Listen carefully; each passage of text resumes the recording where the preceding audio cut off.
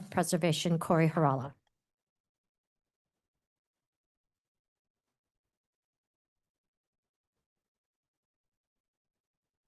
All right, we'll start up with public hearing item number 4, LPC 26-01875, an application for a certificate of appropriateness in the Borough of Manhattan, Block 720, Lot 10, 473 West 22nd Street in the Chelsea Historic District Extension.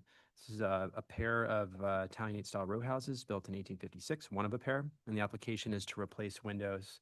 And I just did want to note, this application is for the passive house style simulated double hung high performance windows, which I think many commissioners are familiar with, and in many cases, these are done at staff level these days, pursuant to rules changes from a few years back.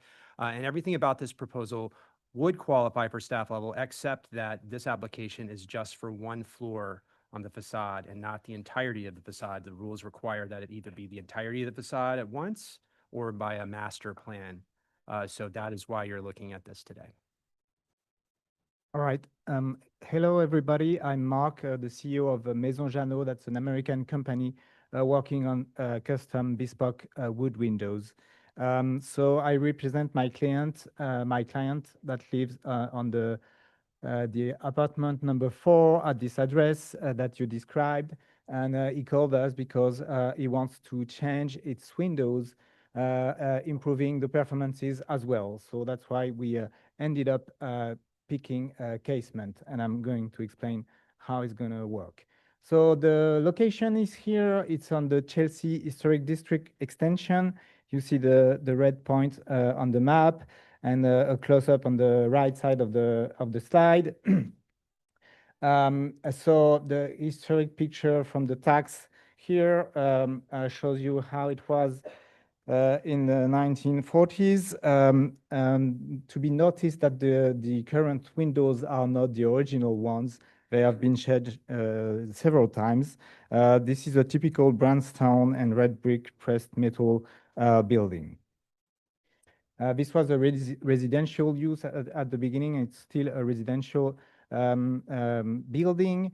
That's a co-op. So the landlord got the approval of all the landlords to change the windows, and they didn't want to do a master plan because nobody else wanted to change the windows. So that explains why I'm here today. So let's move to the elevation, building elevation facade. So we decided to replace the traditional hung windows with a combination of fixed windows at the top and the casement tilt and turn at the bottom. So what we want to stick to is to keep the historical character of the facade. So from an exterior point of view, you can't notice the difference. That's only the interior operation that is changed. I don't know if you are familiar with that, but the casement at the bottom opens in swing, and it's a compressed, it's a uniform compression of gaskets that seal the sash at the bottom. And so why we decided to work with that, because the landlord wants something, wants to improve the performances for the acoustic and also the installation. And why the casement is better? Because as the casement has a uniform compression all around, it's better.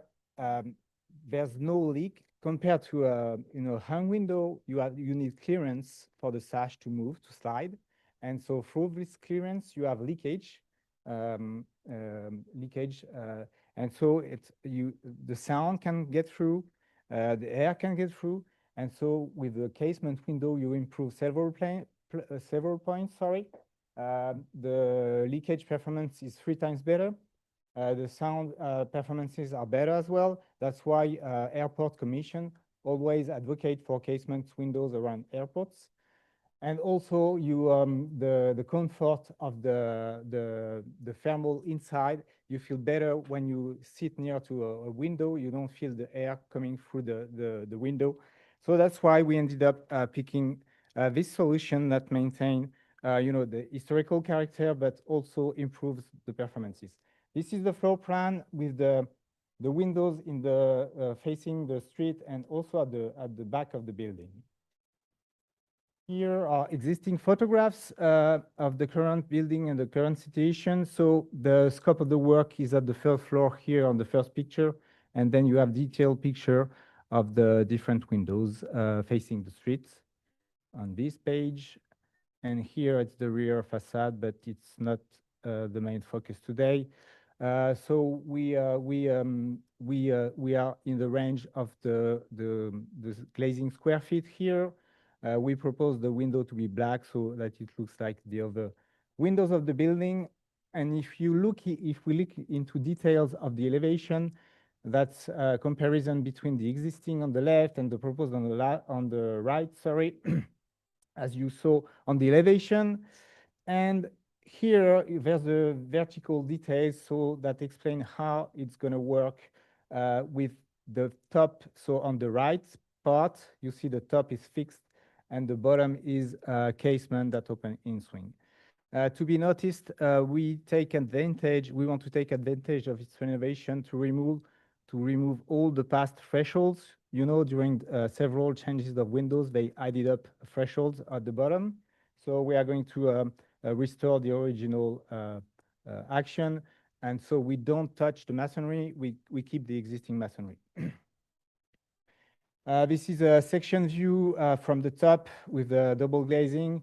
And this glazing also is a laminated one that is going to improve the soundproof. Laminated, you can't tell, you don't see it. It's clear and transparent, but just for you to notice that. And here are the details on the back of the house. They want to simplify, so we don't need to get into details for that. So this is the detail for the back.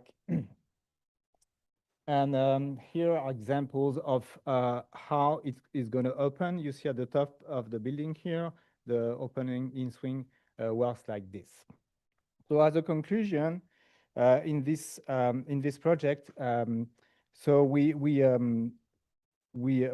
keep the historical character of the facade using this type of window, and we improve performances that will improve comfort of the resident and also maintain the building in time with the sustainability point of view.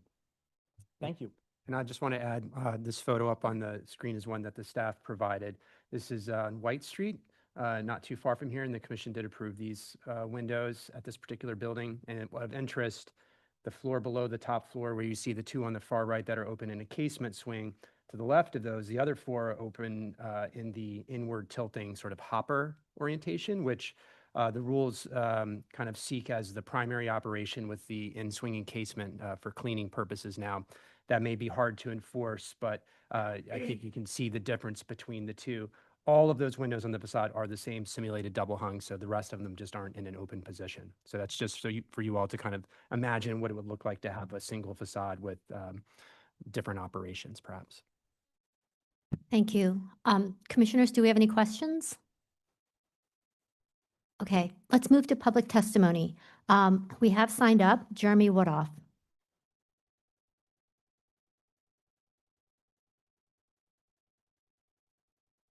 Good afternoon, Jeremy Woodoff speaking for the Victorian Society, New York. VSNY finds this proposal to be inappropriate. The dimensions of the proposed windows are far too heavy and different from the existing windows or any historic window of this type. The tilt and turn operation is not historically compatible with this style of building. These characteristics are especially problematic on a small building such as this one. In addition, the result will be a disharmonious set of mismatched windows on the facade, a situation the Commission usually tries to correct rather than create. We will use the rest of our time to respond to a comment made at a recent hearing, suggesting that the Victorian Society is not sufficiently conscious of environmental concerns. I can assure the Commission that the board members of the VSNY and its Preservation Committee, despite our interest in Victorian-era culture, history, and architecture, are fully engaged with the modern world and its problems. No one should doubt our commitment to protection of the environment and environmental justice. But we are here, all of us, to implement the Landmarks Law, not the Energy Code, not the Americans with Disabilities Act, not to address the housing shortage or advocate for the priorities of various other city agencies. Those constituencies have strong advocates that can look out for their own worthy interests. The landmarks law is not a second-class law.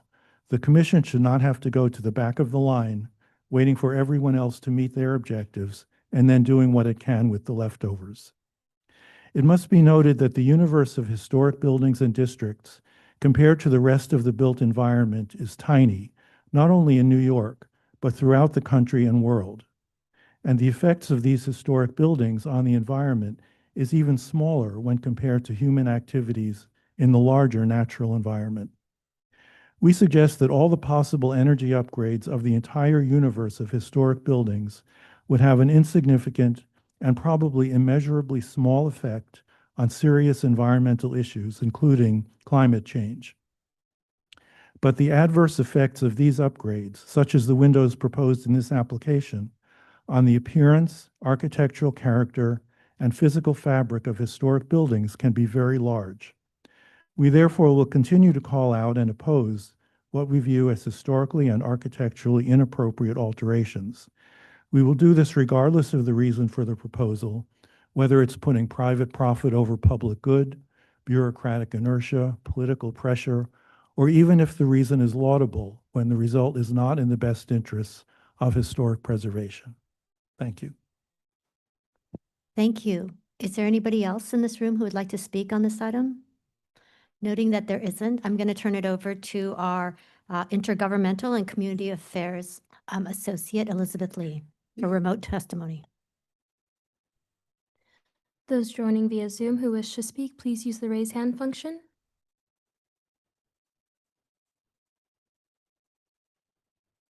The first speaker will be Kaylee Johnson.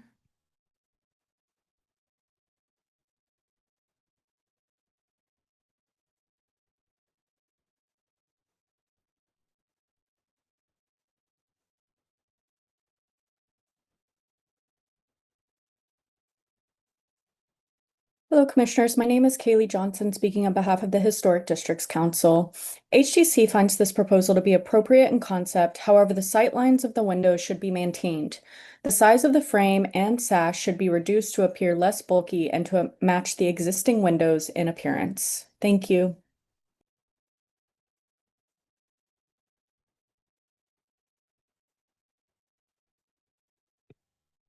Anyone else who wishes to speak, please use the raise hand function. Seeing none, I'll note for the record that Manhattan Community Board 4 recommends denial. Thank you. Would you like to respond to any of these comments? Yes, I mean, the close-up of the design makes the bulkiest part, but in reality, when you look from the street, really, you can't tell the difference. Thank you. Thank you. Commissioner Mahan, did you have a question? Can the vertical dimensions of the profiles be made to match the existing condition, in particular the header and the horizontal midspan are, an inch or more larger? I mean, we can try to work on that, obviously. Yeah, I can have a look, but it will change our window profile, so it's going to be harder. But to be honest, if you change with a modern hung window, it's going to be thicker as well. Thank you. Commissioner Ginsburg? So why didn't you do a master plan? Because I mean, the landlords in the building, they didn't want to do a master plan. I mean, the landlord from the second floor changed its windows like a few years ago, but nobody else wants to change them. So they Right. they just need it. So. But a master plan doesn't commit you to changing them at any point. It only says when you do change them, you follow the profiles. Now, is this a co-op or condo? So the third floor is owned by one entity and the other floors are owned by other entities? Yeah. Thank you. Any other questions? Okay, let's go ahead and close the hearing. Commissioner Jefferson, would you make a motion to close the hearing? So moved. Commissioner Goldblum, would you second that motion? Okay, all in favor, say aye. Aye. Any opposed? Okay, the hearing is closed. Commissioner Chen, would you like to start this discussion?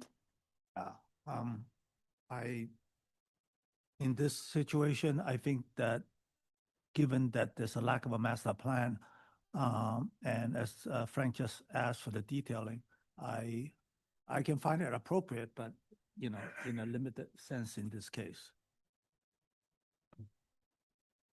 Thank you. Commissioner Mann? I know it's a very subtle issue, but nonetheless, I'm inclined to think, the more standard staff rules should apply, or the dimensions should be matched more precisely. So, I'd be looking for a more precise match, or a master plan, or replacement of all the windows. If I could just address the detail question. Abby, could you put the slide up with the window section? So the one place that we have had some variation and probably a little greater success is the meeting rail, let's call it meeting rail, check rail detail in the middle, where that dimension is made shorter at the expense of more of the lower sashes sort of rail being exposed on the top. So if you imagine the Right. operating sash being exactly as it is, but the woodwork there in the front of the fixed upper sash becoming shorter, you do get a sight line that's much closer to that, 1.5 to 2 inch that you see on the left on that bottom rail of the fixed upper sash. But you would see more of the lower sash setback, if that makes sense. So we have seen variations that do a little bit better with that. Mhm. And I don't know if this manufacturer can do it or not, but it sounds like they could look at it and try to do it if that's of interest. But I just wanted to give you the background on that particular detail. The rest of it's pretty Thank you. standard because the glass is thicker and heavier, and it is high performance for a reason. And some of that has to do with the thickness of the frames. Thank you. Commissioner Ginsburg? So it is really too bad there isn't a master plan. And I think Corey's suggestion of they're working with staff to reduce that center mullion is good. But I also just want to address the concern raised by the Victorian Society, where I understand and totally agree our first issue is dealing with preservation and appropriateness. But I think we have to understand there are other issues out there. For example, the city's local law 97 will put penalties on buildings that don't meet a certain energy efficiency. And I think we have to understand that within what is appropriate, we also have to be able to address the needs so that historic buildings aren't fined for not being able to upgrade their building to meet energy efficiency within preservation guidelines. And the same with accessibility. Buildings should be trying to make their buildings accessible, and we have to deal with that on a regular basis. And although our primary mission is preservation and finding appropriate solutions, we have to do that within the context of other rules and needs. But I would like to see them ideally have a master plan, but at least, and I think it could be working with staff, reduce that center mullion. And then I could fund it appropriate. If I could just note that if there is a master plan, it would make it easier for the applicant, future applicants to get approvals, but that does not mean they're obligated to have to match the master plan. The owner could come forward for C of A for a window that does not comply with the master plan. Thank you for that clarification. Commissioner Wilder? Yeah, I can find it appropriate if they do plan to work with staff to see if they can minimize the dimension in the center. Thank you. Commissioner Kimbe? Yeah, I agree. I believe that with staff working on the profile can be worked out. Thank you. Commissioner Jefferson? Similar. The applicant should work with staff and see if they can reduce the center mileage and reduce it as much as they can. Thank you. Commissioner Goldblum? I'm with Frank on this one. I think they gotta stick with the rules or do a master plan.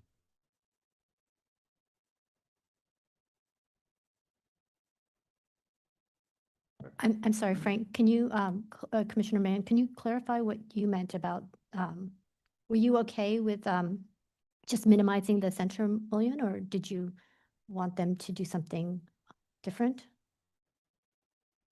I'm okay if they can match much more closely the dimensions of the profiles. For me, that would include the header and the center rail, the median rail.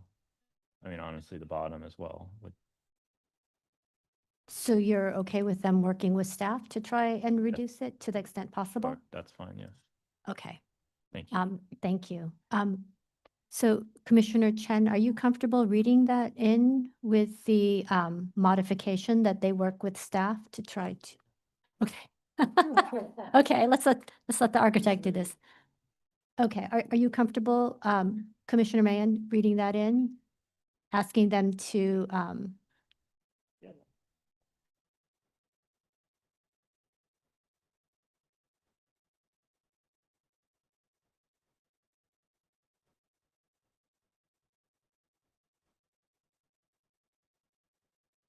so just working with staff on the details?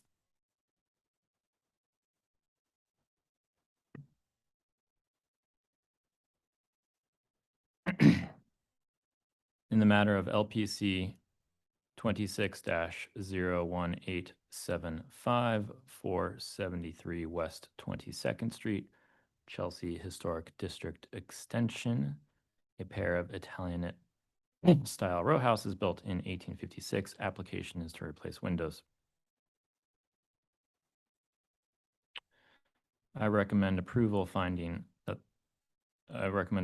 modifications. Thank you. Finding that the proposed work will not eliminate any significant architectural features, that the proposed windows will match the historic windows in terms of configuration, finish, and material, with modest and necessary increases in the dimensions of details. We'll come back to that. And the change in operation of the lower sash to a tilt and turn casement will only be perceptible when the sash is open, and that the work is being proposed for increased energy efficiency and will not detract from the special architectural and historic character of the building or the Chelsea Historic District Extension, and that the applicant will work with staff to more closely match the profile dimensions to the existing condition.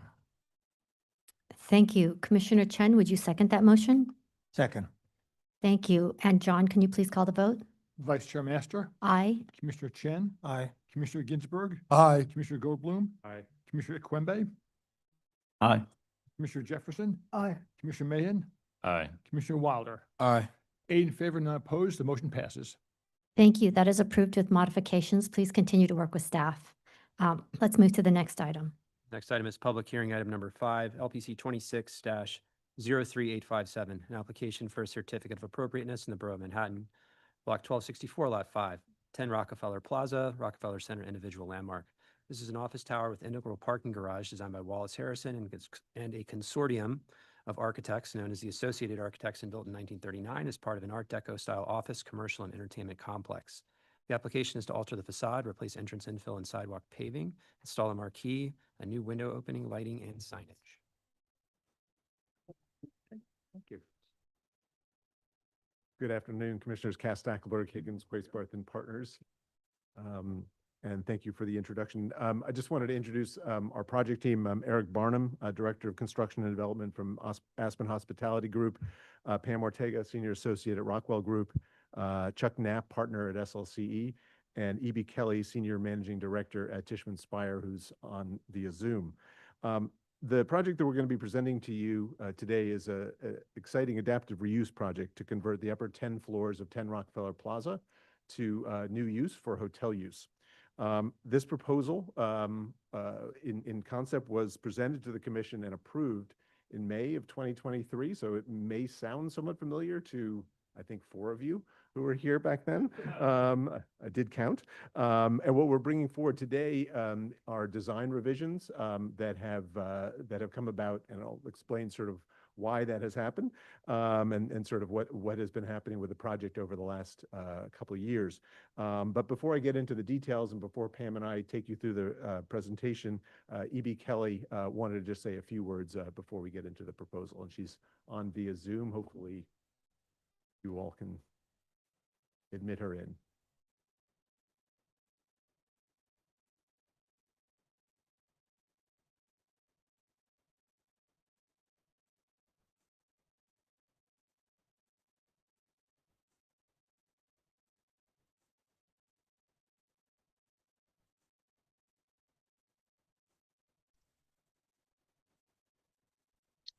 Hi, everyone. Are you able to hear me now? Yes. Terrific. Thank you so much, and thank you for inviting me this afternoon. So I'm E.B. Kelly, and on behalf of the team here at Rockefeller Center and Tishman Speyer, wanted to reiterate our support for this important project. Just as when we were here a handful of years ago, we are terrifically excited about the prospect of the hotel coming here to Rockefeller Center at 10 Rockefeller Plaza. It feels like the missing piece in the puzzle that is the transformation of this beloved icon. We really view our role here at Tishman Speyer at Rockefeller Center as maintaining the magic of this place. And so what we have been doing together in partnership with the Landmarks team and staff these past few years has really been to, with that commitment to restoring the luster of this place, to breathe energy and life here in a way that brings the New Yorkers back to the office, that brings the international and domestic visitors here, and really is a beacon for what we wish and hope for New York to be. And this project and the adaptive reuse of the building feels like it fits so perfectly with all that we have been doing, contributing to that vitality, to that magic. We're terrifically supportive of the project and very eager to be here with the team to put it to you all again today. Thank you, E.B. So just a little bit of project history before we get into the proposal. As I mentioned, the commission approved a similar scope of work, and this is really focused on the West 48th Street side of the building at a public hearing in May of 2023. That included a new contemporary designed upturned marquee, a limestone enfrainment at the entry, new artwork above the entry, and illuminated signage. Since the public hearing, the project has gone through the hotel special permit process. It was the first in the city to go through that process, and that was certified by the City Planning Commission. Interior work has been ongoing. All the MEP upgrades, running chases, et cetera, all that has been going on and is under construction. And we have been working closely with Landmark staff on a number of staff level applications sort of in the intervening 2.5 years. Tragically, though, in 2023, the lead designer, Thierry Despont, passed away. And so there was a change in the overall design approach for the project.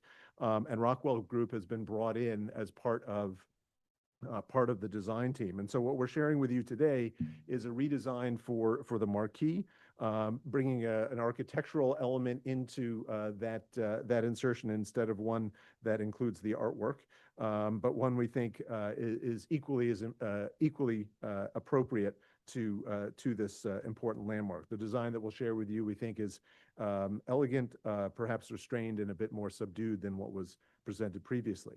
So let me begin. A historic photograph here of Rockefeller Center, of the entire campus. This is looking sort of northwest. 10 Rockefeller Plaza here This slab, it's a slab on a base configuration. The work that is being proposed is on 48th Street. It is the back, kind of the south side of the building that faces outside of the historic district. Obviously, this photograph from the 1930s shows much of the construction already having been complete. The original radio group, the 30 Rockefeller Plaza, the international buildings on Fifth Avenue, and then 10 Rockefeller Plaza being completed soon after those buildings. An existing view looking across the sunken plaza at the north elevation of 10 Rockefeller Plaza here, framed by 1 Rockefeller Plaza on the left and 30 Rockefeller Plaza on the right. This is largely the way one perceives the building from within the campus, within the Rock Center campus. And the work that we're proposing is actually on the back of it. It's on the south elevation. A site plan on the top, just locating the building, and then an overall block plan on the bottom with 6th Avenue here, Rockefeller Plaza here, 48th Street on the bottom, 49th Street on the top. And the hotel entry is proposed for, as I mentioned, what is really a secondary entry to the building. Sorry, this is not working so. To the building down here on 48th Street. The main building lobby is located here on Rockefeller Plaza.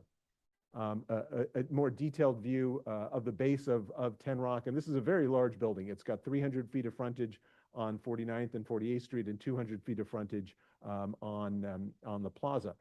Again, the main lobby is located here, but the hotel entry will be here in this secondary entry, almost like a service entry. A proposed plan here highlighting in red where the entry and lobby will be. So visitors and guests will come in through this new lobby, and then the elevator lobby inside.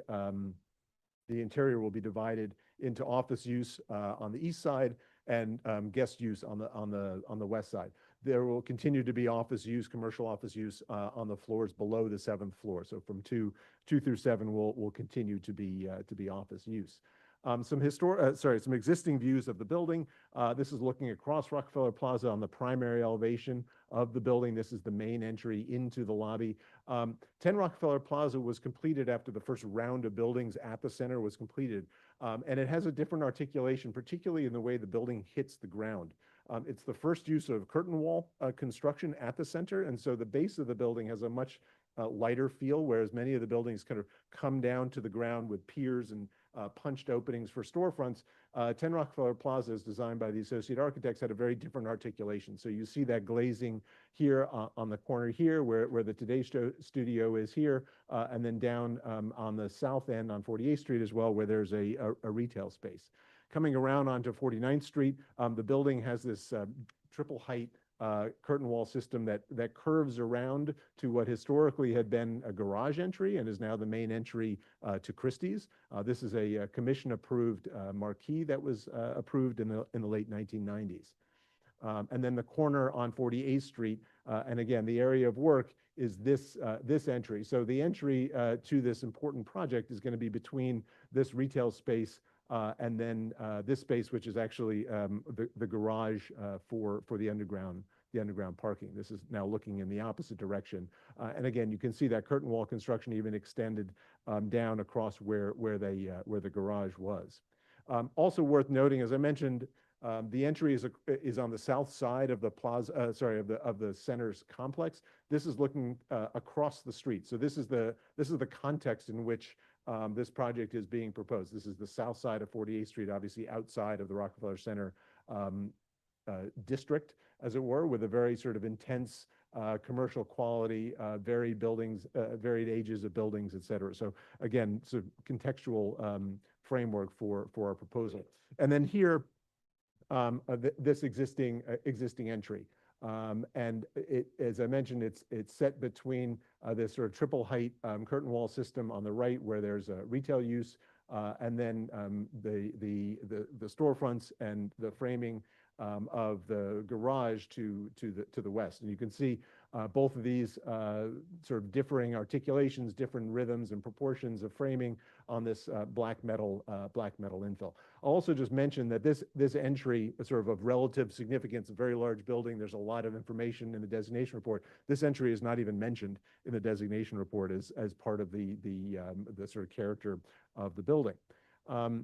Continuing on some of the interior, so right now the limestone returns back on the side elevations, granite base, very simple terrazzo floor into that recessed opening. And an existing image on the left, and then a rendered view on the right, which leads into Pam's presentation. But I'll just mention, as part of the previous proposal, this limestone enfrainment was approved, and what is really changing here is this simple glazed infill above. The design of the marquee. A marquee was approved here, but of different appearance, lighting. And really, those are the key additional elements. And just as reference, the previous proposal is included in the appendix of our presentation if you want to take a look at that, and we can run down if you have questions. So with that, I'll have Pam take you through the design presentation. Hi, I'm Pamela Ortega with Rockwell Group. We're the design firm for the project. So, Cass sort of gave a great description of the surrounding area. And as you can see, this entrance to the building is, kind of tucked away on 48th Street. So part of, our goal here is to create an entry that fits with sort of the ethos of the hotel, which is something that's elegant and subdued, but that also is very much in keeping with the Art Deco and international style sort of iterations that we see in the rest of Rock Center. So what we've done here is, as Cass was saying, we've sort of kept this limestone enfrainment, which very much matches what's happening on either side of the entry. And we filled in with this facade of windows that are sort of lit from within, giving it that warmth and glow that you would find at a hotel or a hospitality space that becomes very inviting and hospitable to people that are using the hotel. The marquee, again, was an element that was in the previous design, and we've modified it to be more in keeping what you see in the other marquees that are in Rock Center. With the addition of these two sconces on either side of the building that, again, sort of touch on the fact that it is a hotel entry. It's warm, it's inviting, and the lighting sort of plays a key point during the course of the day where this entry is going to be used 24/7, unlike a lot of the other parts of Rockefeller Center. Oh, here we see an elevation of the entirety of 48th Street. And as you can see, we have the parking garage to the left, which also has a few restaurants and shops below it. And then to the right, we have the Nintendo store. So where previously this entry was very sort of hidden, you wouldn't really think it was an entry to the building at all. We've highlighted it in a way that really fits with what's happening adjacent to it. So that enfrainment meets the enfrainment of the other existing facade construction, but just elevates it in a way that you know it's a hotel, you know where you're entering, and gives a little more prominence to the entry.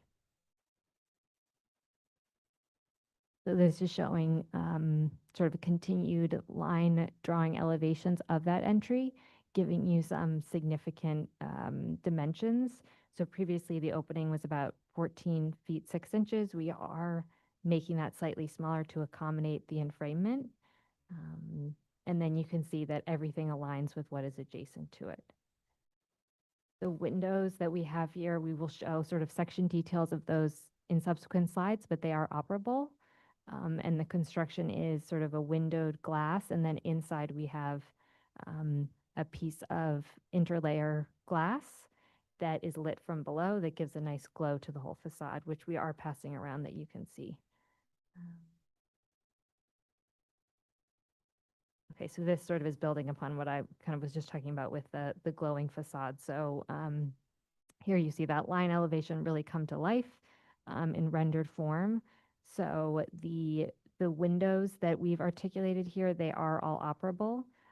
Behind them are this glass with a fabric interlayer, and that is lit from below, giving it this sort of sense of glowing, really warmth and like a very homey feel to the actual hotel.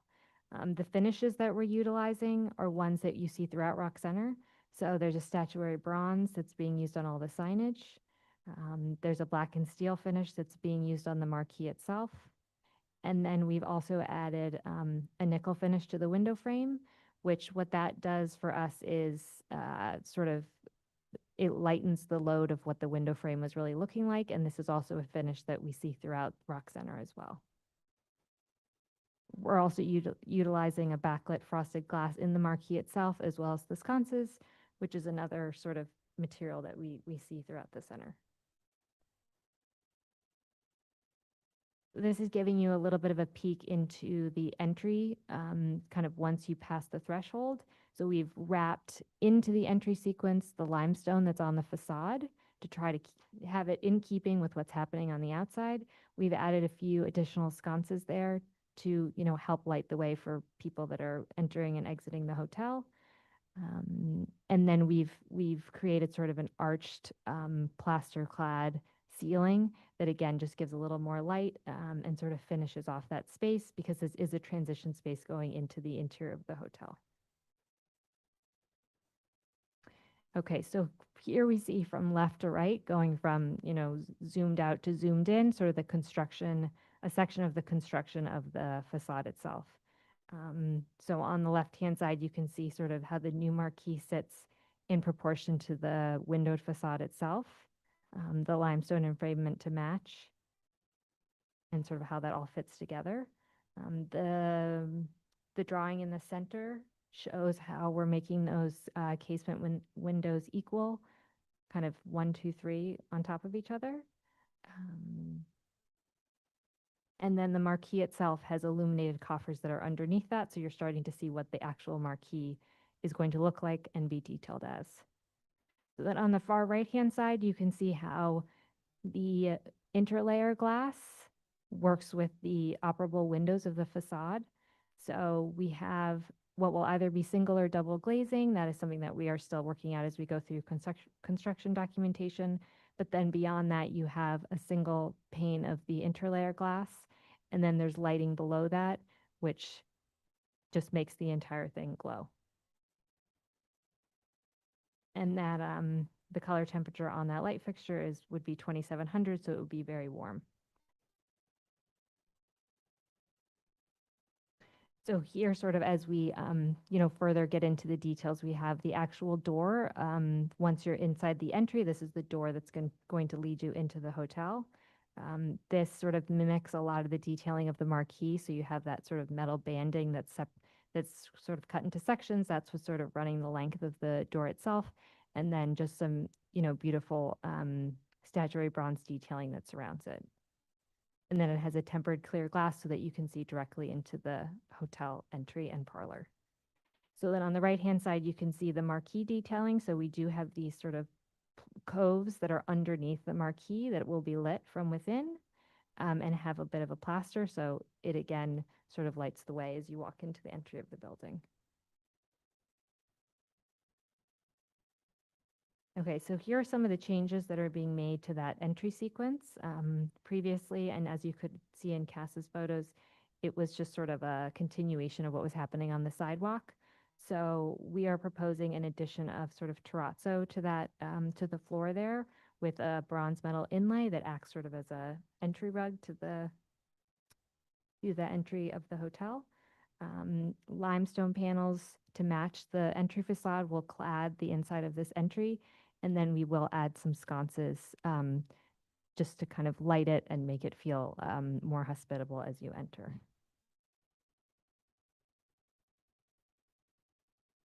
And sort of here's a zoomed in view of how all of those details come together. Again, the opening width we're proposing is, smaller than what's existing, given that we are cladding the walls and sort of accommodating the storage and other entry points that are within this entry.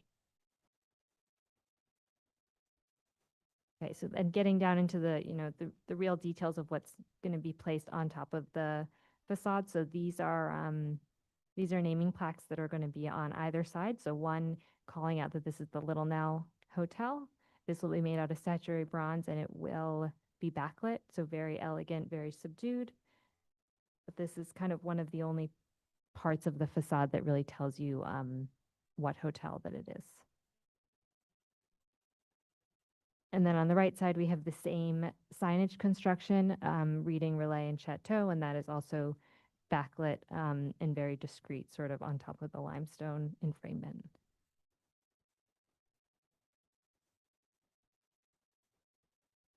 So looking at the lighting here, you know, we've really worked at keeping these light fixtures in keeping with sort of the Art Deco style of Rock Center. The exterior fixture has a frosted glass and a statuary bronze frame.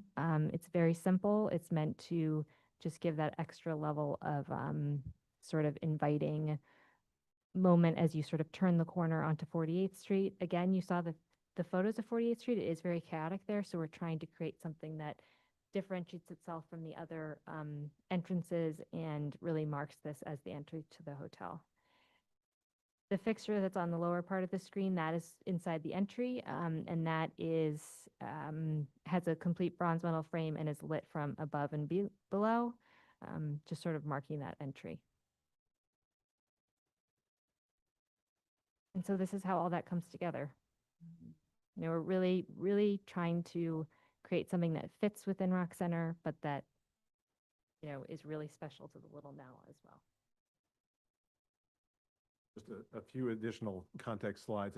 We thought it was worth just sort of making a few points about 10 Rockefeller Plaza and its historic architecture relative to some of the other buildings at the center. So the two images on the top, you've seen these before, talking about sort of how this curtain wall system at the base of the building at 10 Rock is very different than, for instance, the base of 620 Fifth Avenue, one of the international buildings, where these limestone piers come down, divide individual storefront bays, a very different articulation. So the idea of lightness and transparency and glazing at 10 Rock is quite special.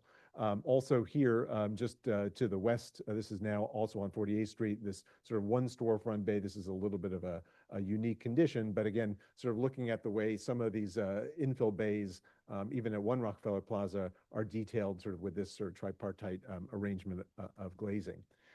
Marquees, obviously, historically were a key feature of many of the buildings at the center. 30 Rockefeller Plaza here on the left had, as it still does, has marquees on the 49th Street and 50th Street elevations of the building. And then across the street, what was the Newsreel Theater at the AP building had this lit marquee at the movie theater there, and then of course Radio City down to the west. And those marquees exist today. They have these curvilinear lines. The design of the proposed marquee very much picks up on the curvilinear nature, that sort of modern detailing that one sees in these historic marquees, but also the underside, the way the underside of these marquees is treated with these coffers, these lit coffers, very similar to the detailing of the proposed marquee at 10 Rockefeller Plaza.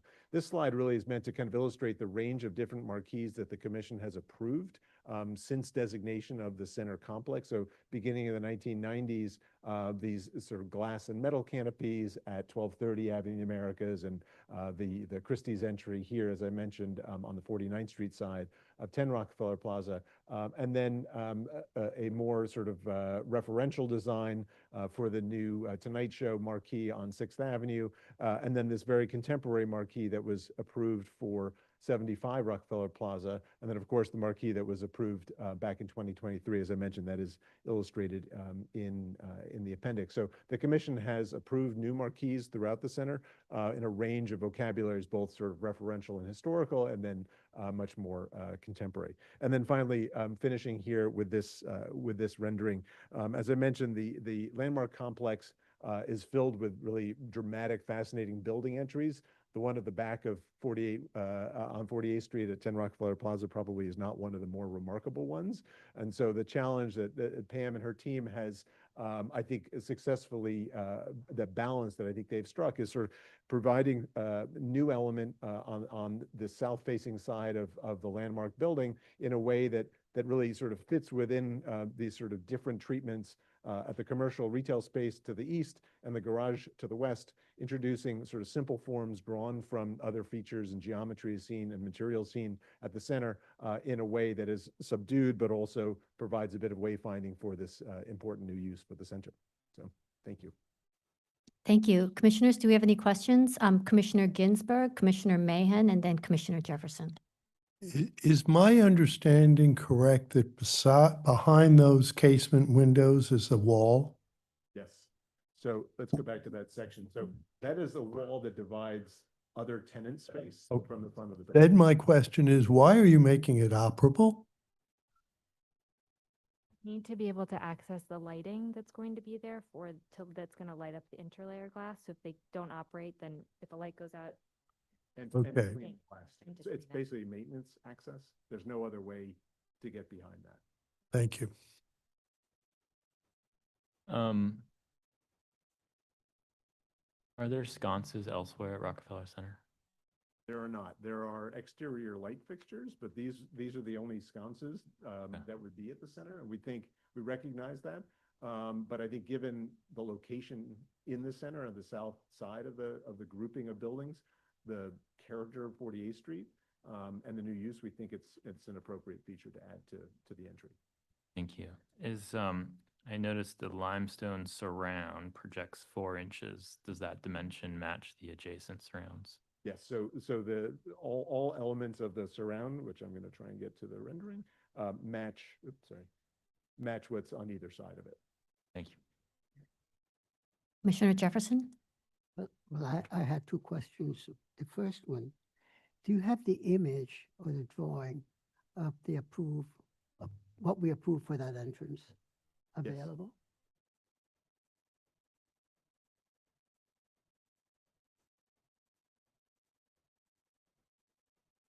This is the section. So there was this undulating ceiling within the recessed opening, and then the canopy or the marquee sort of was this upswept marquee. It too had a kind of a inner layer fabric set into the glass of the roof of the marquee, and then this is the rendering. That's the rendering. Yes, with the artwork above it, all set within that same limestone frame. The signage that's part of this proposal. Sorry, I'm sort of stepping over your question probably, but the signage that's included in our proposal. In this particular case, the difference with the framing member was not 4 inches, 2 inches perhaps? It's identical to what was previously approved. Thank you. Sorry. Commissioners, any other, Commissioner Chen? Very nice presentation. Just perhaps I missed it. Is there any treatment done to the outside sidewalk? So the outside sidewalk is actually outside of the designated area. Okay. There's going to be a treatment of bluestone pavers, but that's not under review. Okay. Cass, can I ask why we're switching the design from the one that was approved? I think in large part, it's a completely different design team. And so that sort of brought about a reevaluation of the approach to both the sort of street-facing, public-facing work, as well as all the interiors. So that transition to Rockwell Group has brought about a whole sort of restudy of the approach. Thank you. Okay, so let's go ahead and move to public testimony. We have one person signed up. We have John Graham.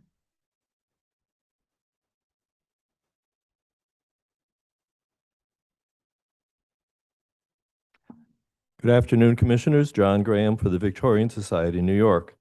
First, I must note that when we did our review, it was not obvious that there had been an action in 2023. So, normally the Victorian Society doesn't comment on buildings built in 1939. However, the proposal you are seeing today requires a different response. As the designation report states, Rockefeller Center is one of the most important architectural projects ever undertaken in America.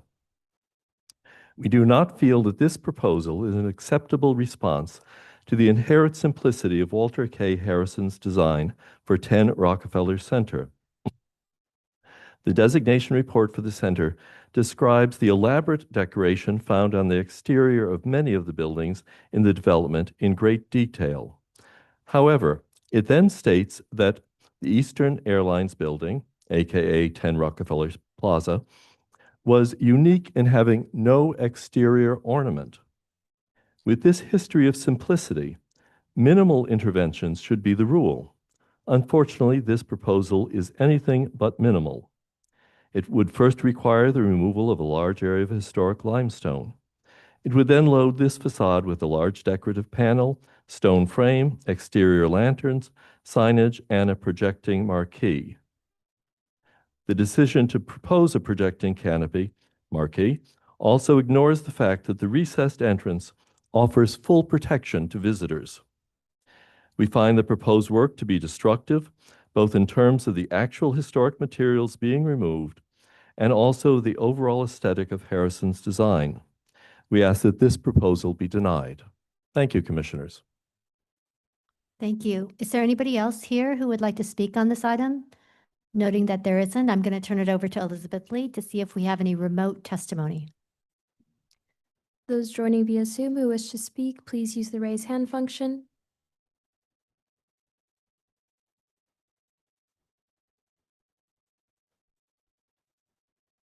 Seeing none, I'll note for the record that Manhattan Community Board 5 recommends approval.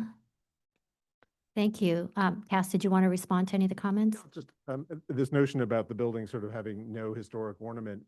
So obviously the commission back in 2023 approved quite a prominent piece of artwork.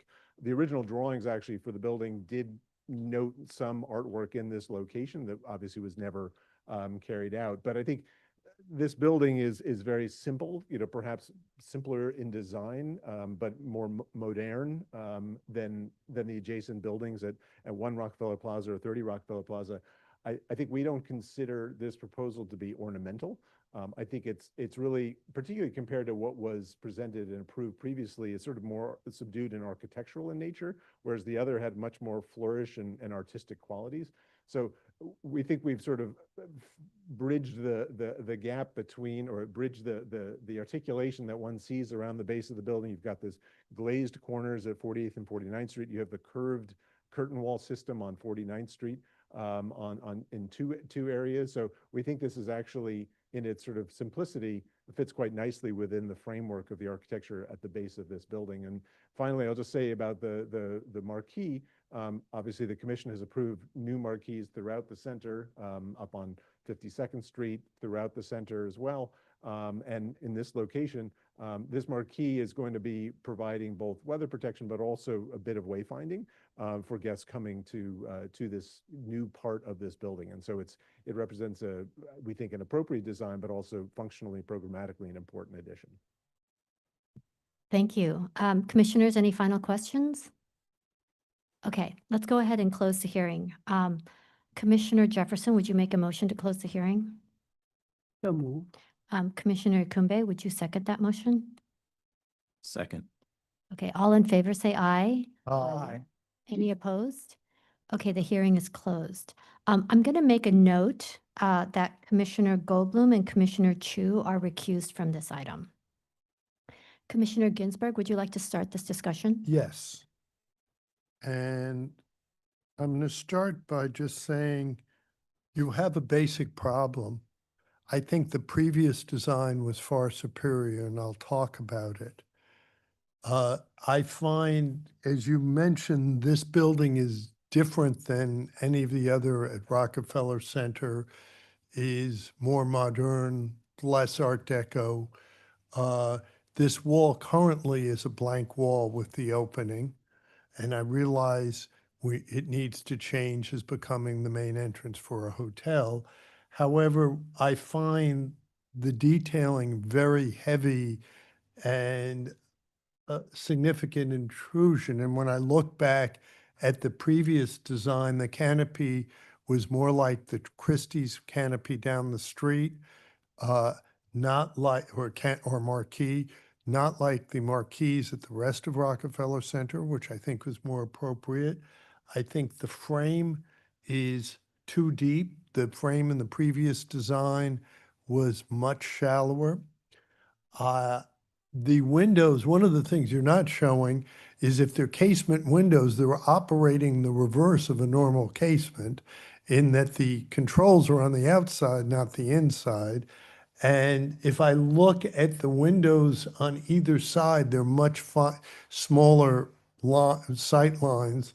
And I could see if you needed access to the light, just having small windows at the bottom that are operable and the rest that are fixed.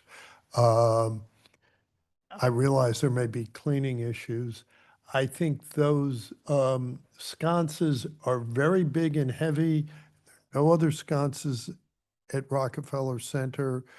The patterning in the lobby, in the entrance is much more, the windows are two colored. So I would suggest or recommend going back to lighten it, to just make it fit in better. I realize you need an entrance and you need to mark it, and this is an important entrance, but it seems to me that the previous, as I said, starting, the previous design was a lighter touch, and artwork may be more appropriate up in that wall than lit glass, but that is a subjective opinion. If you do lit glass, you need to find a way to make it, the frame less heavy and more subservient. It may also be colors. Could look at butt glazed frame or something where there's less obvious frame. Again, the canopy and the lights, and there are ways to light the entrance with lights that aren't so decorative, and to get the light there that I understand you need built into the canopy. Anyway, I'll be curious what my fellow commissioners say, but I would like to see significant changes on this. Thank you. Commissioner Mahan? Thank you for the thorough, careful, and thoughtful presentation. So I had a bit of a different opinion. I think this is a significant improvement over the previous iteration, which I recognize I did not previously see or review, so I'm sure I'm missing some of the details associated with it. Nonetheless, this is all in service of adaptive reuse of the building, which, broadly speaking, is a great and laudable effort. We'll continue to, animate and, use to its greatest potential, this architectural treasure for New York City and the United States more generally. I think the location for the entrance, is very well conceived when you look at the elevation either obliquely down the length of the street or, in elevation view. It fits well. It's sort of self-evident that this should be the location for the entrance. I think the use of the surround makes it seem inevitable, as if it always had been there, I would say. I think the use of the triple height glazing and the framing, perhaps will be a bit heavier than that adjacent, although I don't know, I suspect, and if we look at the photos, that the framing here to either side is a little bit lighter than it is in reality. I think the operability is fine for maintenance and cleaning of designed similar systems myself. I think the canopy is appropriate. I actually think it's quite subtle. Won't draw undue attention to itself. It is sympathetic to other canopies found at the complex. And I can even find the use of the sconces appropriate given the hospitality use of the entrance. They call out, they signal that unique use at this complex despite their lack of precedent elsewhere.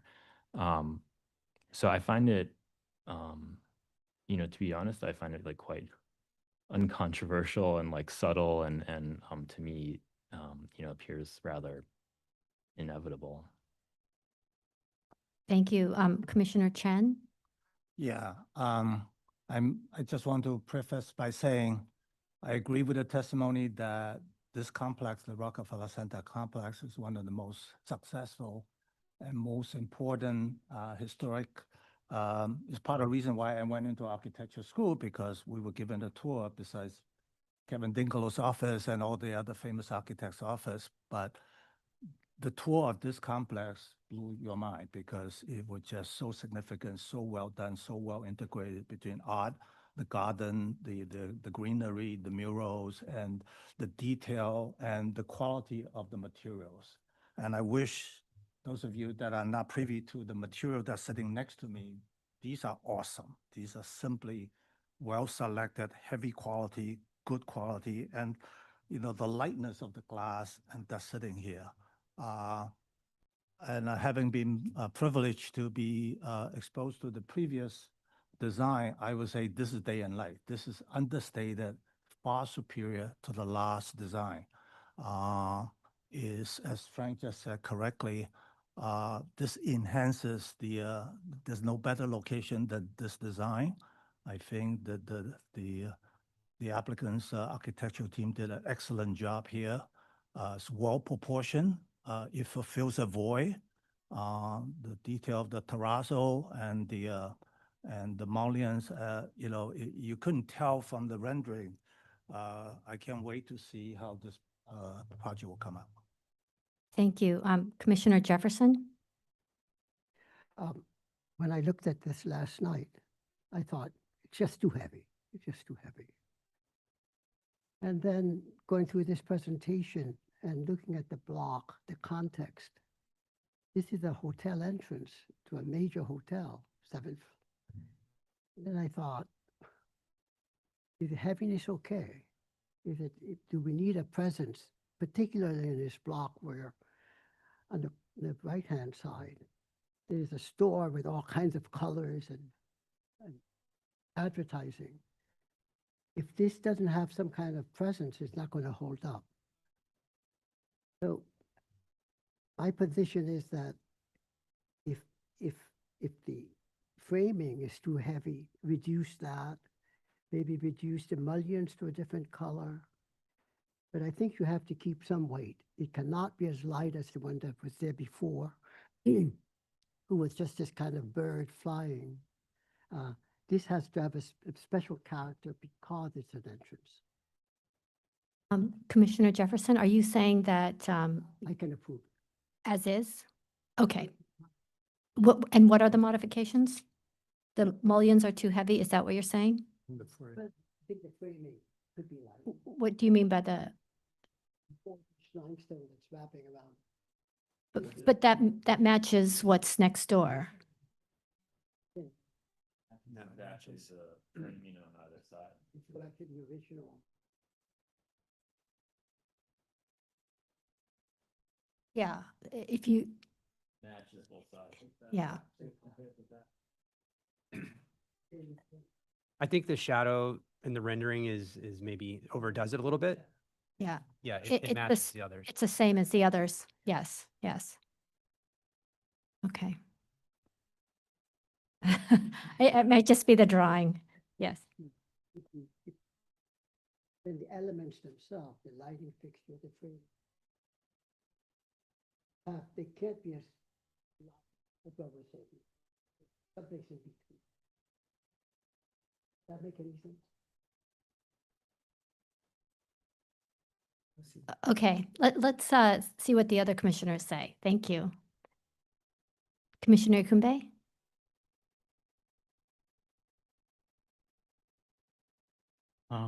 I can definitely understand the need to actually make a presence for an entrance of a space. And I do believe that this does actually do that. If it's too overbearing, maybe not. I do believe that the introduction of the glass infill, it's subdued enough. Maybe things can be played with the colors of the mullions themselves. I don't have an issue with the backlit glass, and it may become quite nice I guess the only thing I would say is even with the marquee, I don't know if it's overbearing, but maybe with the marquee and the sconces, the combination of the two may be a little too overpowering.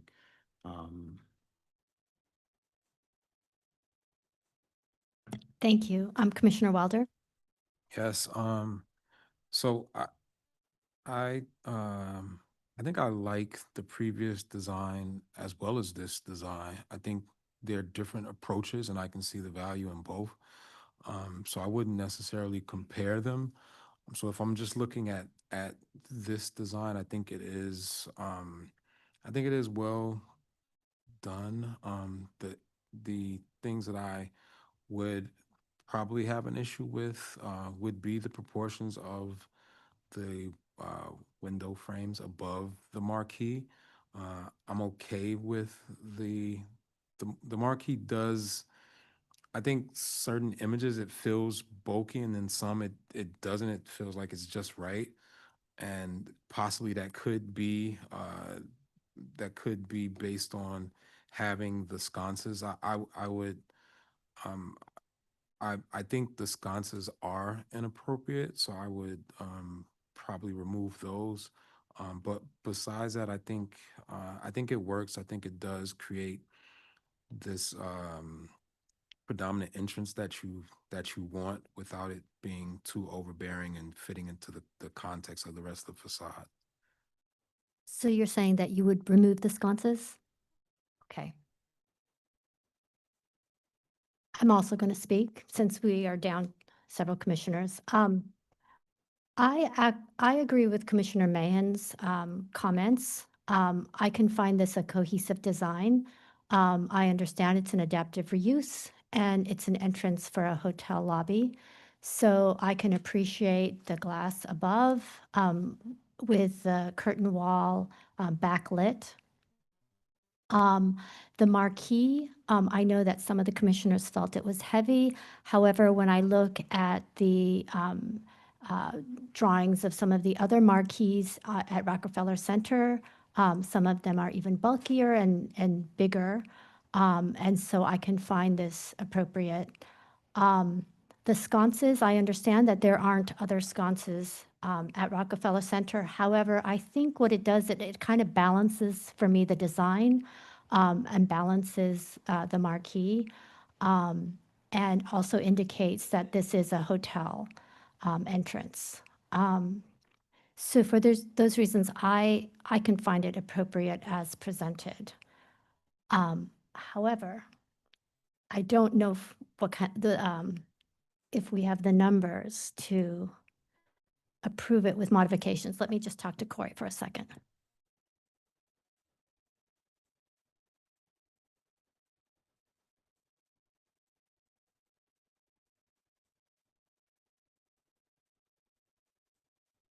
I guess we could ask Commissioner Wilder, in pursuit of kind of doing something a little bit lighter, perhaps as others have stated, is it with the sconces themselves, would you be comfortable if the applicants work with staff to make those elements lighter of a different scale or style, or is it that you truly think there should be no sconces on the wall? Great question. I think they could possibly work with staff to make them lighter.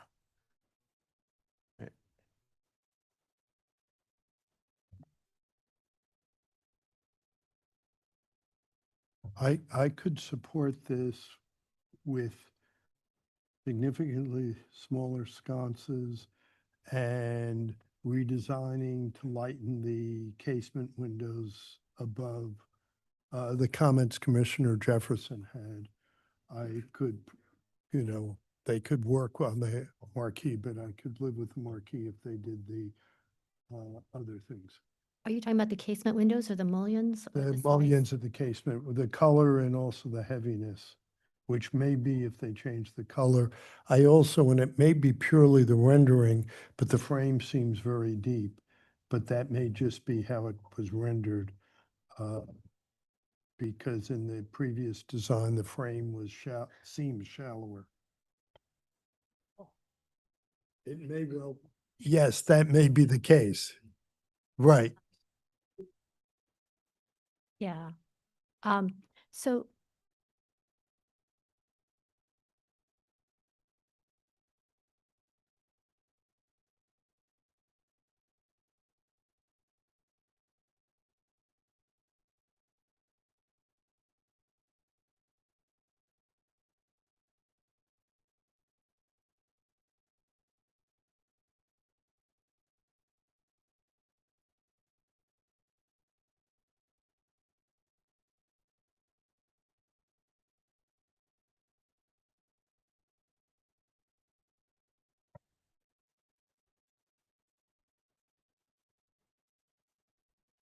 I think the applicant's shown a willingness to work with the staff on considering the lightness of the sort of the framing system of the window assembly above the canopy, as well as sort of study that with the marquee itself, and also reduction in scale and considering the lightness again for the sconces.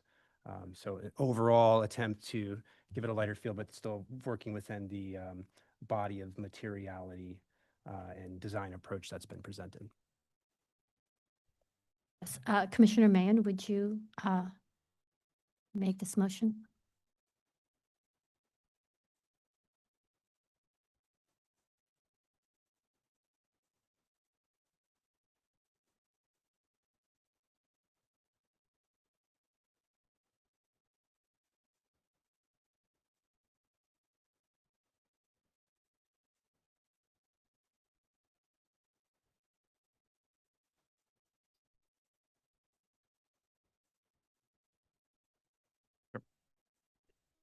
Yep.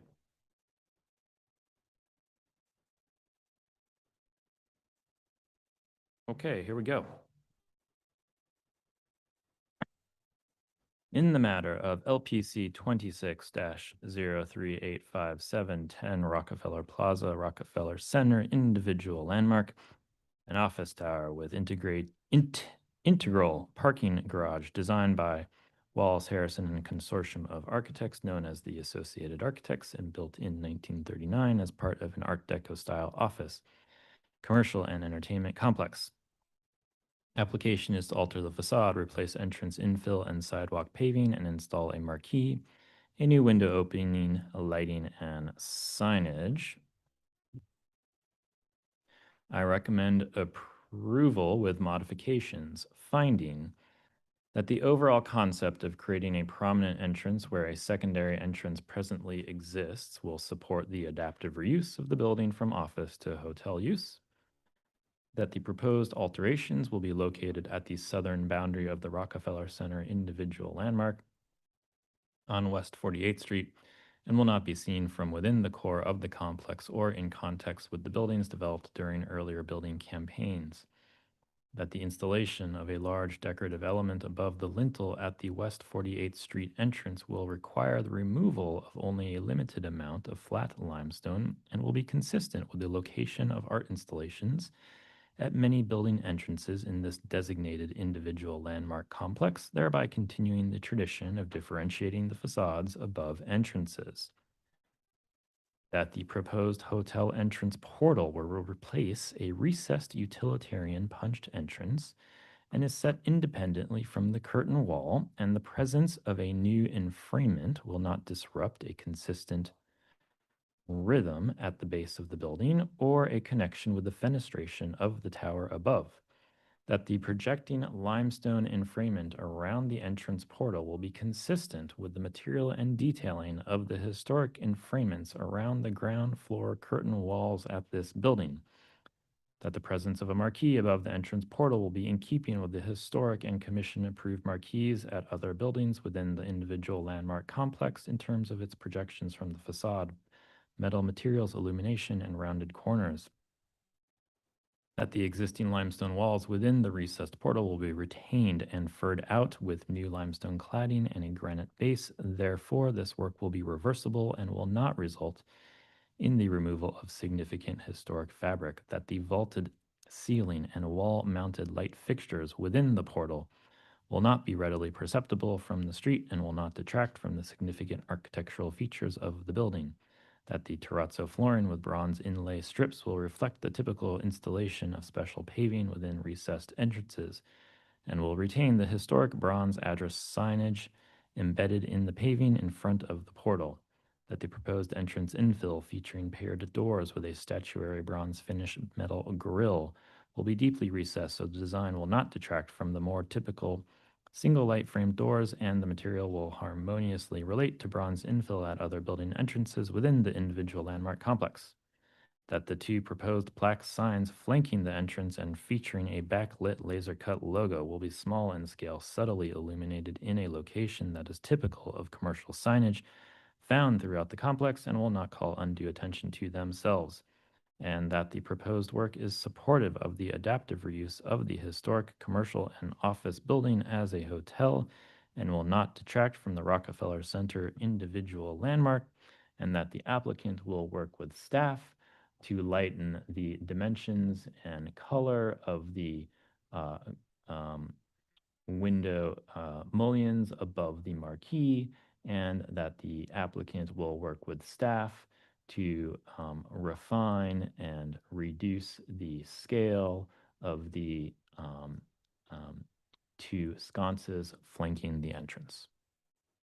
Thank you. Commissioner Chen, would you second that motion? Second. Thank you. John, will you call the vote? Vice Chair Master, Aye. Commissioner Chen, Aye. Commissioner Ginsburg, Aye. Commissioner Quimby, Aye. Commissioner Jefferson, Aye. Commissioner Mahan, Aye. Commissioner Wilder. Aye. 7 in favor, none opposed. The motion passes. Thank you. That's approved with modifications. Please continue to work with staff. Let's move to the next item. Next item is public hearing item number 6, LPC 26-04034, an application for a binding report in the Borough of Brooklyn, Block 1117, Lot 1, 176 Parkside Avenue, Prospect Park Scenic Landmark.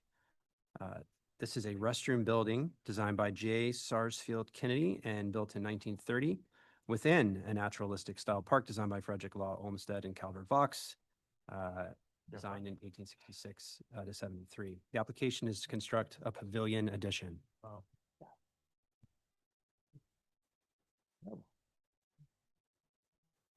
Yeah, those guys.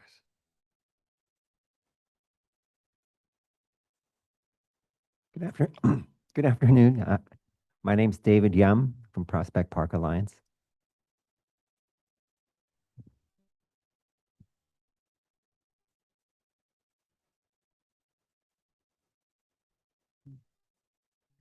Should be.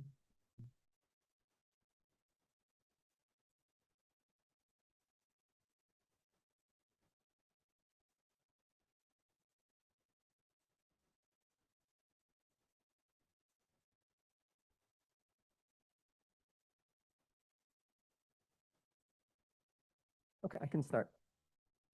Good afternoon. Whoop.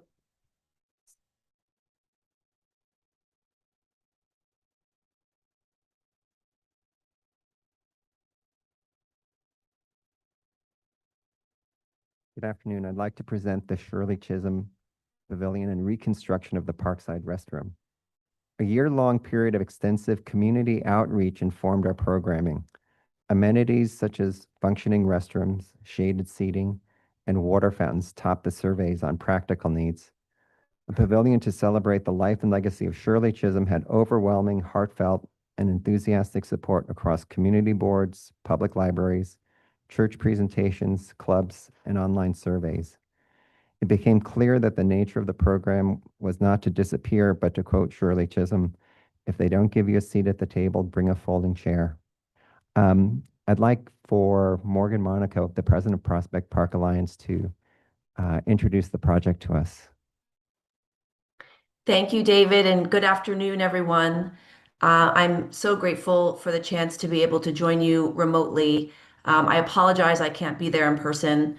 I have been working for the Parks Department since I was 18 years old. I started out as an intern, and I've given my entire career to public service and particularly greening the 5 boroughs of New York City. I share that with you because this project is of significant personal meaning to me and my career. We are very excited to share with you and the rest of the Brooklyn community the incredible Shirley Chisholm Pavilion, which rests at the intersection, as you'll see in the slides, of Parkside and Ocean. It will be adjacent to the only monument dedicated to Shirley Chisholm and her legacy, and will be an opportunity for the community to learn more about her history, what she represented in terms of civic governance and pride, and be a beacon for the community to feel welcome in Prospect Park. I am one of the few Black leaders in Parks and Open Spaces, and the first Black woman to take over the helm of the Alliance. And in a way, I have an incredible honor with being able to usher in this incredible tribute to Miss Chisholm, both with the monument and the pavilion. And I shared my personal story with you all as context for how important it is that people see themselves represented in the government that serves them. And so both the monument and the pavilion do that beautifully, representing the achievements of Shirley Chisholm, but also being a beacon for all people, especially those in the BIPOC community, to see themselves represented in government. So this is one of the most significant projects that I've had the pleasure of being a part of. It will be a wonderful addition to not only the Flatbush community, which represents Shirley Chisholm's district, but the entire park and the entire borough of Brooklyn. I'm proud to be alongside our incredible team, led by David, to meet the historic significance of this monument and the pavilion, as well as looking forward to the future, right? As you all know, through the commission, we don't know where we're going if we don't know our history and our past. So it's an honor to be part of this collaborative, significant landmark in Prospect Park. And without further ado, I turn it over to David to share more about the context, the history, and our wonderful design. Thank you so much. Thank you. Thank you, Morgan. All right, so here's the location at the corner of southeast corner of Prospect Park, across from Parkside and Ocean. This is a big entrance that serves many users from the east side, and it's also very close to the Q stop at Ocean Ave. Whoop.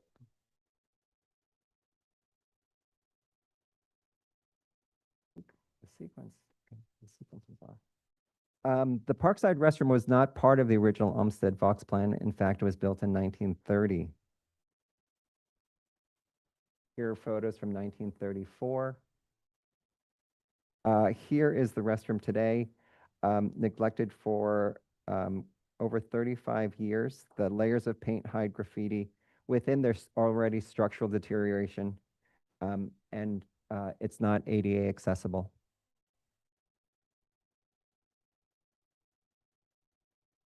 Photos are okay. One of the trees actually that we're showing here is actually putting lateral stress on the building. And so it really has been neglected for quite some time. One of the beautiful urns at the top you'll see is missing. Long presentation.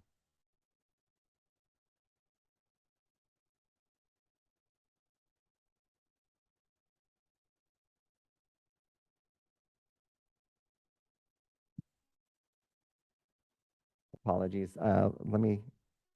Moving forward, the interior restroom, the way it exists right now. Thanks.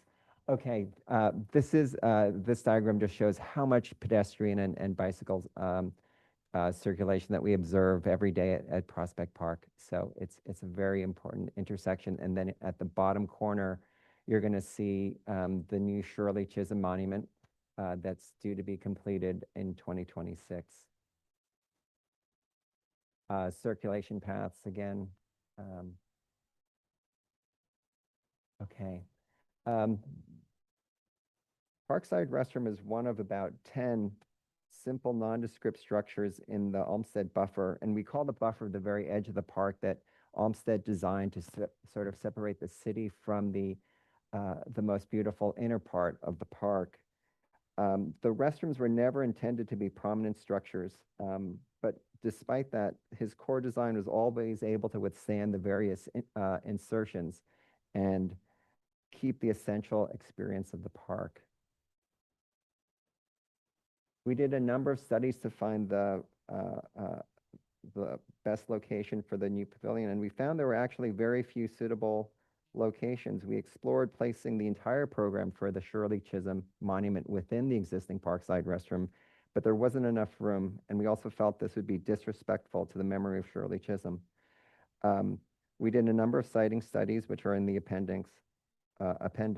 Factors included boundaries of the Olmsted buffer, existing historic circulation paths, sensitive natural areas, critical root zones, and historic view corridors. Based on these studies, with the few locations that met these criteria, the best locations were near both the monument and the Parkside restroom building.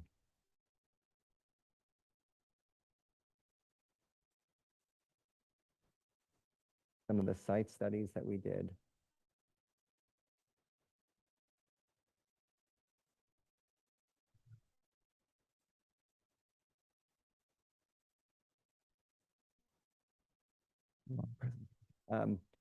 On the exterior facade, what we're doing is we're going to remove the paint,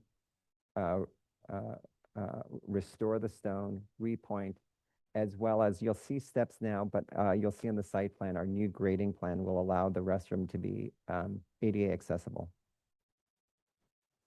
The Parkside restroom, here are pictures of the weekend where between Drummers Grove and barbecuing, it's really one of the most used areas of the park, and thus this entry is a real focal point. With the Olmsted design, so often the open pavilions, areas for to gather to find some rest, were always special objects in the landscape, little jewels that were sort of points of interest in the picturesque. The other wonderful thing we have at Prospect Park is so much beautiful terracotta in the vaulted ceilings in rich, vibrant, glossy colors. And so you can see the boathouse, Willink restroom. And then, of course, it's not new in Prospect Park and other parks here in the city to have modern structures coexist within our historic parks.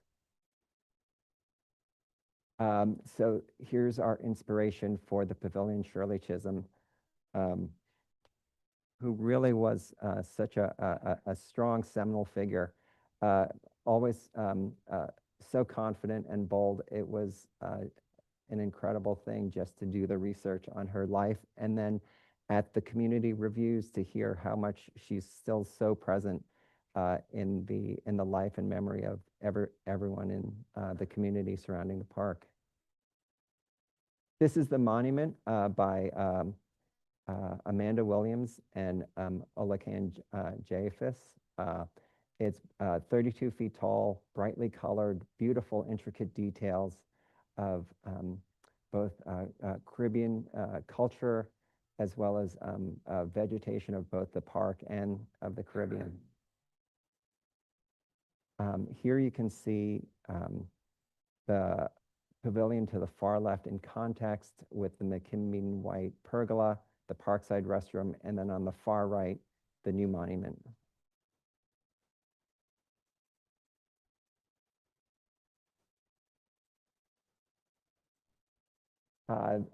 Here you can see the existing Parkside restroom and then the placement of the new open air pavilion. Some of the elements of, in addition, are the shaded areas, the water fountains, recycling. It's being built with a green roof, terracotta in its shading fins. Here are some of the information displays. So in the grading plan, we're just showing very quickly here, we're using grading to bring the entrances up to accessibility. Okay, and then we have a very brief walkthrough because we felt like the elevations were hard to describe this pavilion.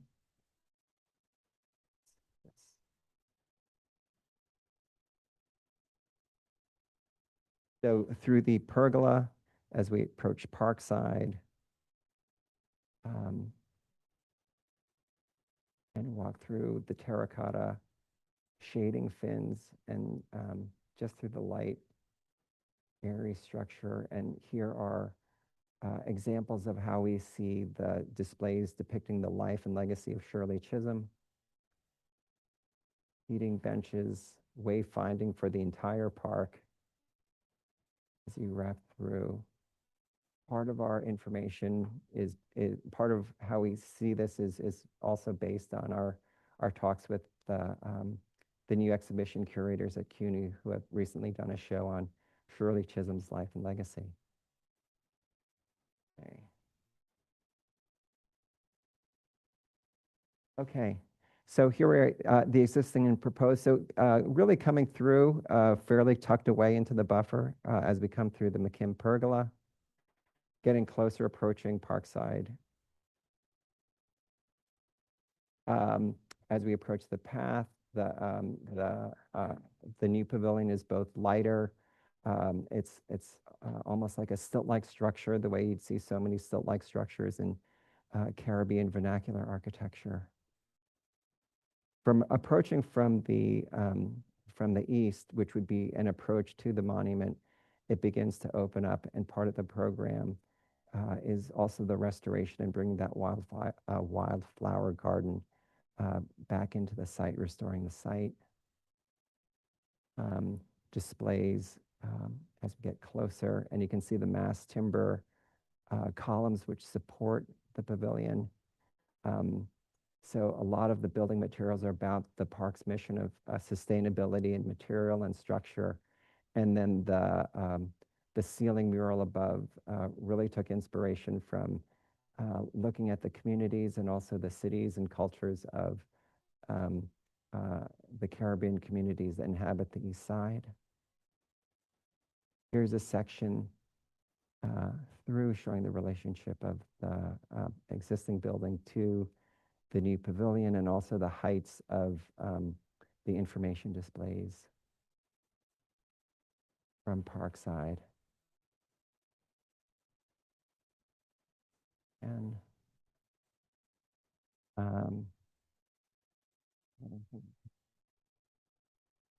so in some, situated at a historically underserved park entrance, the adjoining pavilion will be a new wayfinding point to orient parkgoers into the park and a point of connection to the new Shirley Chisholm Monument and Drummers Grove. The purpose of the project is to create a covered space based on program feedback from community outreach. Due to the popularity of this site for gathering, barbecuing, and the lack of shaded seating space, this pavilion aims to fill a severe need for this corner of Prospect Park.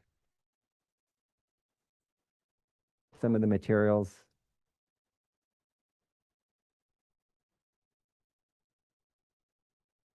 Thank you very much.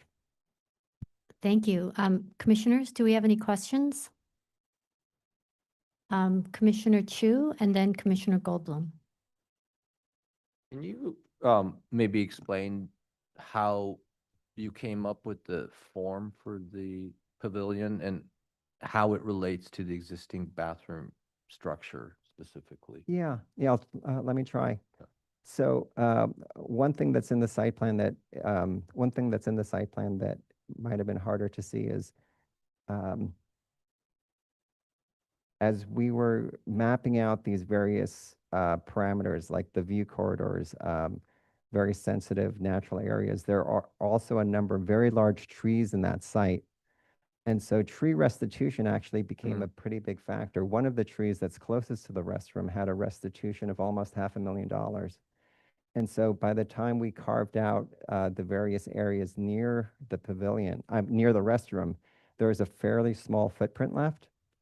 So we wanted the other determinant, I think, of the footprint was really to respect the primary facades of the Parkside restroom, not to cover them up. And that was in some of those view studies that I flip through very quickly.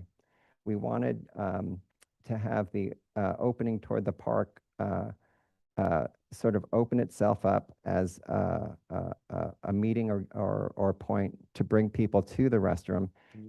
Let's see. Let's see, the lower, yeah. This is from further away.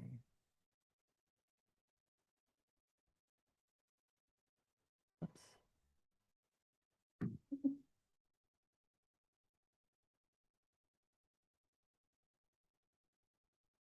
Go to the site plan. Okay. So on the left there, you can see the very large tree. So that's the very old tree that we're working with. And then you can see as looking north on the page, that's really the primary view corridor toward the lake. And it's one we really wanted to keep open. And so we also saw the restroom and the pavilion as really having this close symbiotic program relationship. When you need the restroom, it's also an opportunity to have a bit of shade and rejuvenate, get a drink of water. If you're going to the pavilion and spending time there, to have the support of the restroom. So we saw these two programs as being able to reinforce and support one another. But we also saw the idea that we didn't want the Shirley Chisholm Pavilion to have to be, well, to be able to also assert itself as an important focal point, as an important place and symbol for people to come and learn about her life. Thank you. Commissioner Goldblum? So can you go to something where we see the exterior with the bathroom building all in the same shot? Yeah, let's see. Are you actually touching the corners? Because the They are. renderings suggest they touch each other. They do touch the upper, let's see. So these are the two That's fair. structures That's together. Good. That's good. Okay. Answer Stephen's question first. So let's see, I should go to a roof. Well, you can see in the lower right, Yeah. you can see how the structure, the two structures meet each other, just at the two corners. How So do the they roof, touch? so the roof of the pavilion connects to the exterior, that east facade of the short facade of the building. Okay, so you see how you've got the top of your pavilion, and then there's like an accent line that's meant to kind of call out the lower molding, kind of aligns with that lower molding. You see what I'm talking about? Yeah. What is the height of the top, and what is the height to the accent line for your pavilion?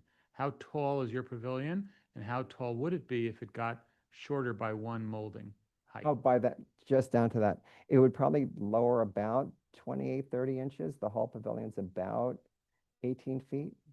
Okay. And why does it touch the bathroom building?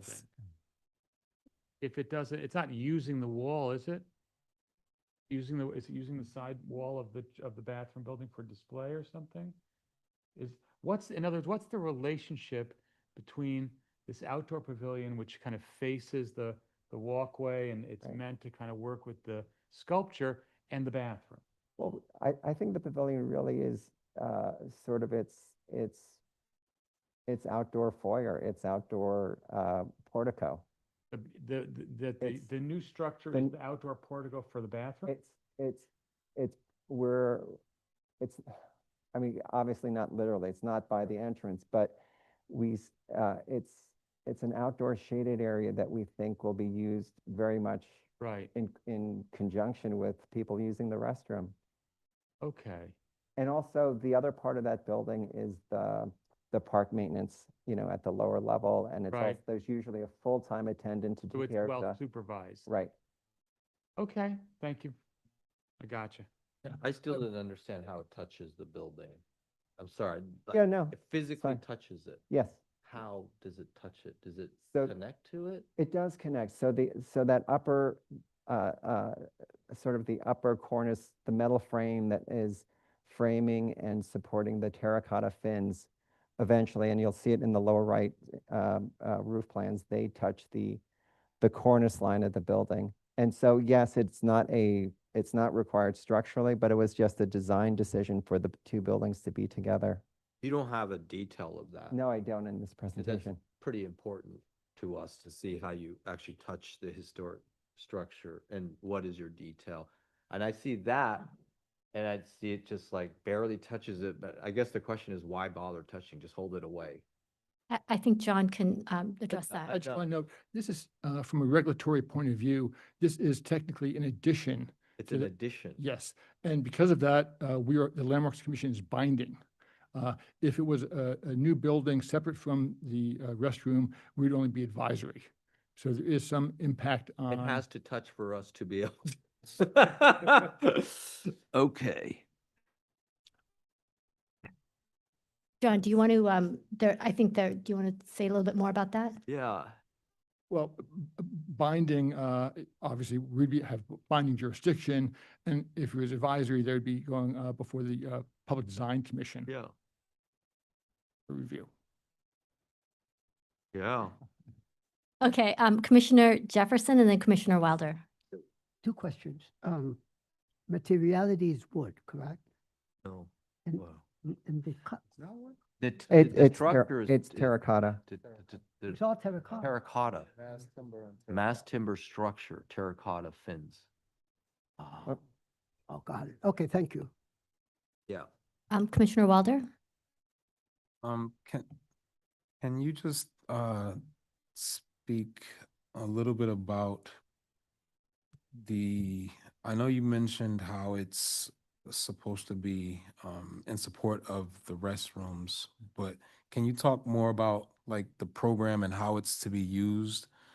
And I ask because it seems small, like really tight corridors, like this 5 feet space between. So can you talk a little bit about how it's supposed to be used by people? Yeah, definitely. So, so we see it as a place, we see it here as a place where people might just sit for a moment, take a break from the shade, refill their fountains, use the restroom. We see it as a place where visitors to the monument might come and walk through and read the information displays. We see it also as a place where very small groups, small school groups, could come and sit for a moment and have a talk, whether it's about the life of Shirley Chisholm or just Prospect Park or anything. I think that the size is very, very small. It's very modest, and that's determined by two things. One, again, what was available in terms of buildable sites that take into consideration some of the parameters I talked about, as well as the budget that we have to do this project, which is already extremely tight. Thank you. Commissioner Wilder and then Commissioner Jefferson. Sorry, Commissioner Mahan.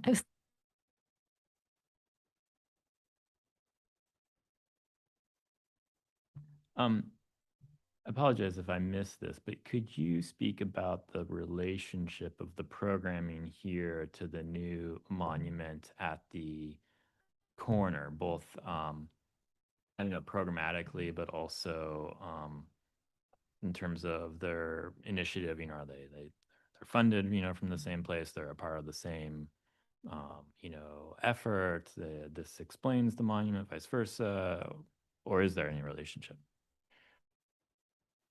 The funding's separate, the programming separate, the occasions were separate, so the capital programs are separate. I think what ties it together really was, I think that the pavilion was really inspired by in a sense, inspired by the sense that there was finally funding given to create a monument to Shirley Chisholm.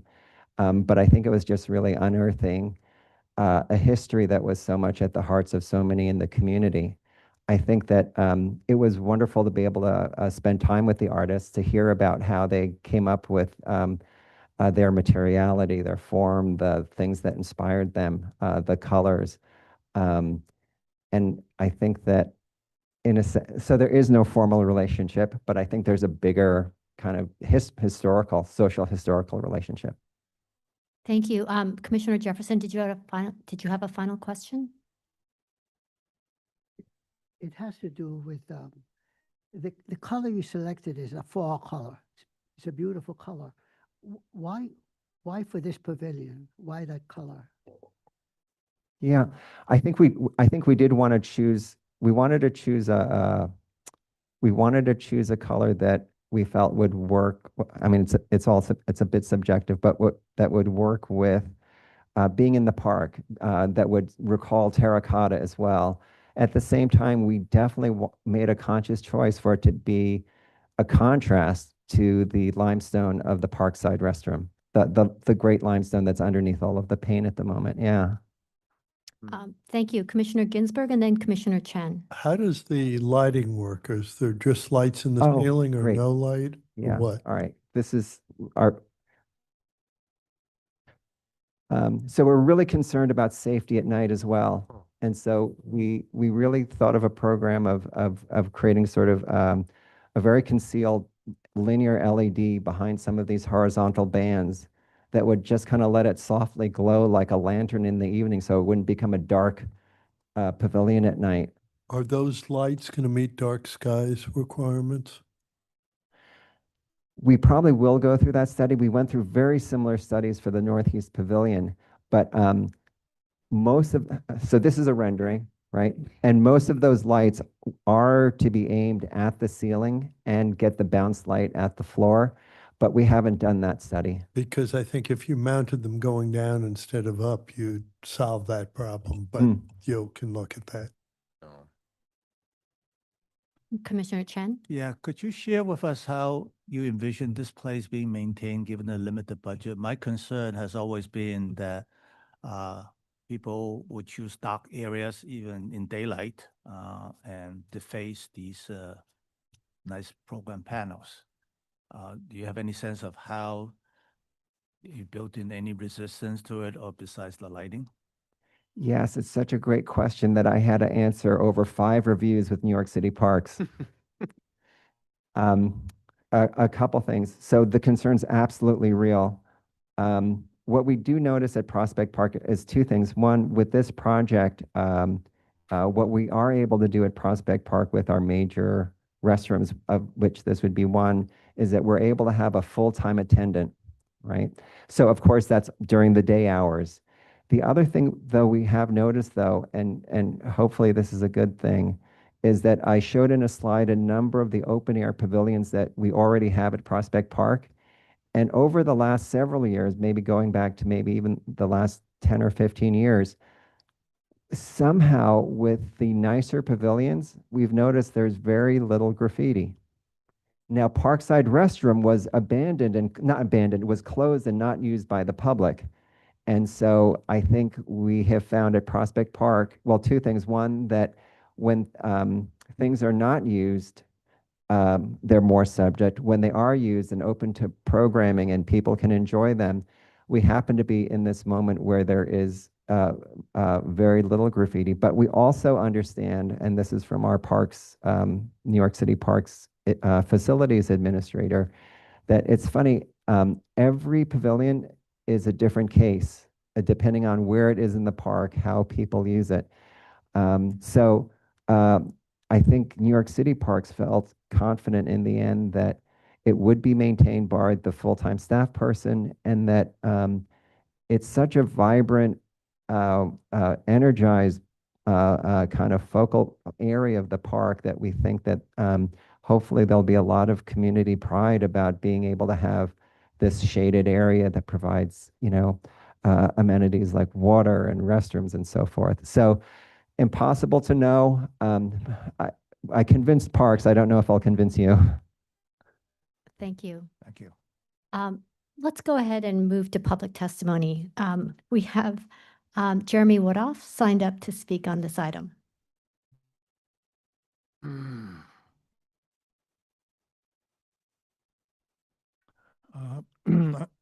I'm Jeremy Woodoff, speaking for the Victorian Society, New York. The existing restroom building is not a particularly attractive or appropriate building in a naturalistic Olmsted Park, but at least it's small and maintains a minimal classical vocabulary, which relates well to the earlier and much better classical interventions at the perimeter of this park, including the nearby McKim, and White entrance pergola. The proposed addition to the building is not appropriate. Besides doubling the apparent size of the building, a problem in itself, the proposed addition manages to be incompatible in style not only with the existing building, but with the naturalistic park. It is brash, modern, completely insensitive to its context, and calls attention to itself. We remind the Commission that Prospect Park is a single landmark. Its designers called it a single work of art. It is not a historic district. It was designed with a particular style, which all of its original elements, including buildings, refer to and supported. A small traditional wood pergola on this building, similar to the one at the Parkside entrance, or the all-wood wisteria pergola in Central Park, could be an appropriate addition. It would relate stylistically to the building and nearby entrance, would soften the building and give it a more harmonious relationship to the landscape. The proposed bright orange pavilion does not do any of this and will in fact have the opposite effect. It needs to be eliminated or completely redesigned. There's another aspect of the application that's very troubling, and that is the proposal to construct a pavilion whose purpose is to be a museum-like homage to the late, groundbreaking, and beloved Shirley Chisholm. Such a proposal may be nearly unprecedented in a historic Olmsted Park. It is utterly in opposition to both the historic and modern-day purposes of these parks, to provide small d democratic gathering places for people to relax and enjoy a natural-seeming outdoor environment, free of the political and cultural distractions of the outside world. It's a dangerous precedent. Who else might want to raise money to create an homage in Prospect Park to a favorite person or cause? The other claimed purposes of the pavilion, provision of shade and seating, can be done in more appropriate traditional ways. It's disheartening to see the Prospect Park Alliance and Parks Department come forward with a proposal like this. The alliance was formed, after all, to restore the park, remove incompatible structures when possible, restore historic structures and landscapes, and add, when necessary, compatibly styled new features. This pavilion and similar proposals harken back to the mid-20th century, when Olmsted and his brilliant designs were all but forgotten, and original features were allowed to deteriorate while architecturally and functionally incompatible new features were added. So sorry, we're at time. If you don't mind summarizing your final points. One more sentence. This commission had a major role in breaking that pattern in the 1970s and 80s. Today's commission should return to its historic role and deny this proposal. Thank you. Thank you, Jeremy. Is there anybody else in this room that would like to speak on this item? Noting that there isn't, I'm going to turn it over to Elizabeth Lee to see if we have any remote testimony. Those joining via Zoom who wish to speak, please use the raise hand function.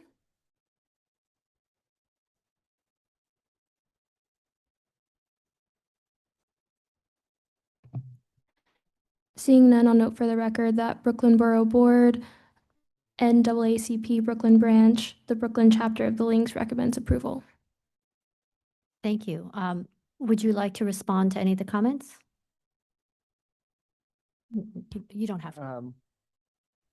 I think the only thing is, you know, as I've been at Prospect Park and gotten to know the Olmsted design and do so much preservation at the park, you know, one of the reasons why I love being at Prospect Park was Olmsted in his own way was so progressive. I mean, at the core of what he wanted to do was create an open space because he noticed so many communities didn't have an open space. They didn't have a place to relax and get fresh air. And it's kind of that same progressive spirit that I think follows in thinking about restoring the restroom and creating the shaded area and remembering people like Shirley Chisholm.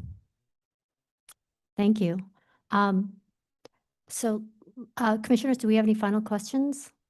Okay, let's go ahead and close the hearing. Commissioner Ginsburg, would you make a motion to close the hearing? So moved. Commissioner Mahan, would you second that motion? Second. All in favor, say aye. Aye. Any opposed? Okay, the hearing is closed. Commissioner Chu, would you like to start this discussion? Sure.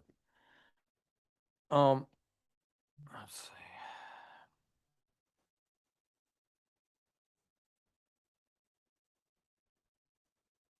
Just so that I'm clear, are we reviewing the pavilion and this corner? Because this corner sculpture is outside the, Yeah, the monument, sorry, the Chisholm Monument is just outside the boundaries of the so we're Phoenix not Monument. even That- looking that's at not that. under It's review. just, it's the pavilion Yes. alone. Okay. So I guess I'll start by saying that I do appreciate some of the moves that are being made here. I do think that having this type of facility next to the restroom could be a sort of a borrowed programmatic use that could be symbiotic with the restroom and having a shaded area.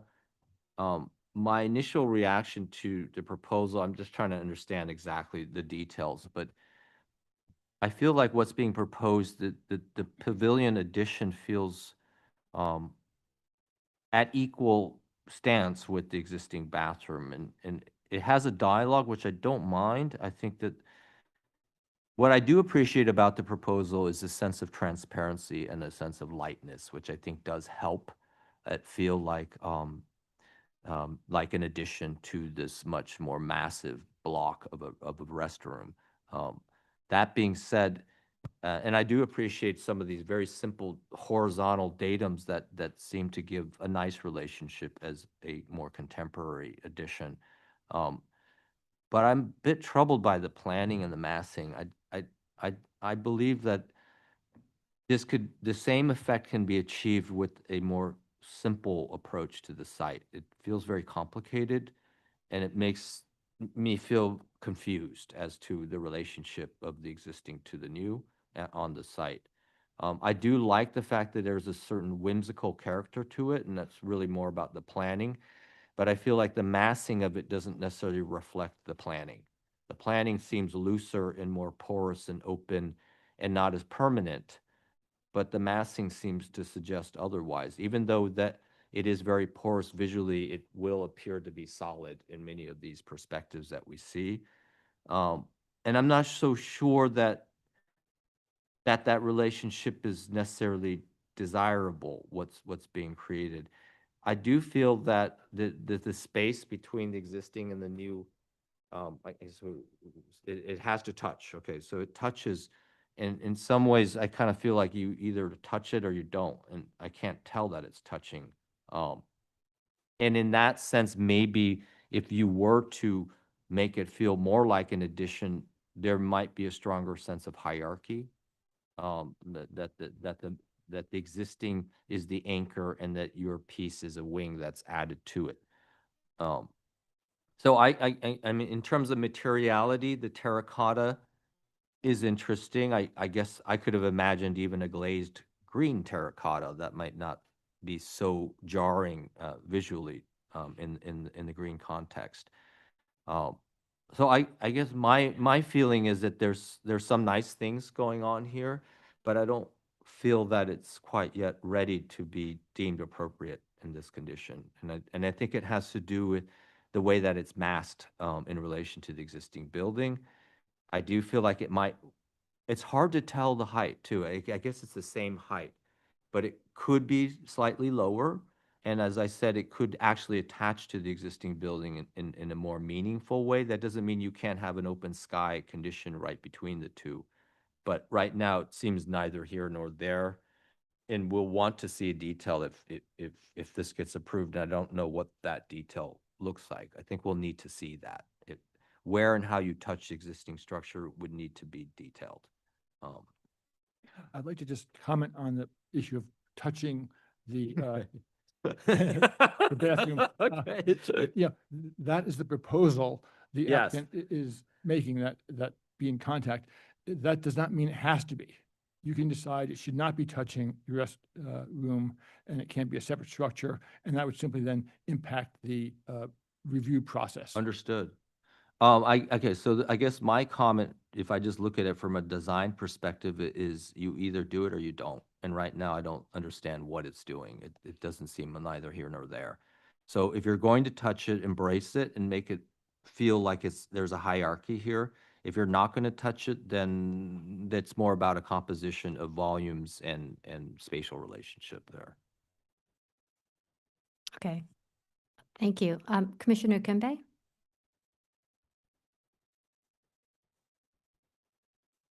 Overall, I think that the presented materials actually kind of shows where some potential improvements can actually take place. We look at the plan and I find it a little difficult to really understand how the program works and it's how it's integrated with the bathroom structure itself. Um, it just may need a little more fine tuning. Um, the whimsical nature of the pavilion, it could be nice, but I don't think it's been fully flushed out and resolved with what's existing and how the entire site works together. And I think it's also present when you look at some of the other elevations and things of that nature, as you notice how heights, transparency, they all change and they vary, but everything's not cohesive yet. So there needs to be a streamlined ideal of what's actually trying to be accomplished. And then from there, it just needs to be worked through. Thank you. Commissioner Wilder? Yeah, I think the first thing that I kind of noticed was the connection and to the existing building and just also how pedestrians would move throughout this space. I it I think when you're inside the pavilion or under the pavilion, it it doesn't really feel open. And I don't know if that's good or bad, which is why I kind of wanted to understand what the program was. Um, but I think that it feels I don't know if it's the intent of what's supposed to happen, but I think like I can respect the decision to base the footprint and size of this area on trees and just context around the building, and you kind of ended up with what's left over in a sense. And I please correct me if I'm wrong, but it feels like there could be a better opportunity to play with the shape and volume of it.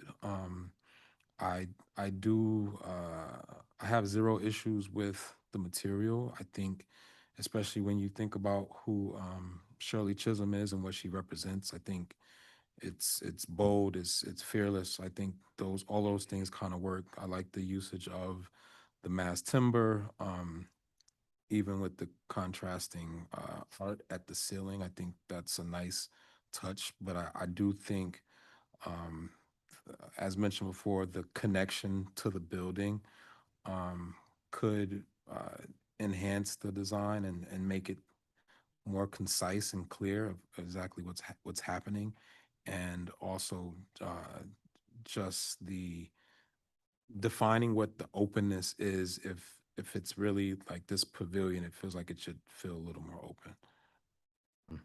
Thank you. Commissioner Ginsburg? Let me just. So, sorry.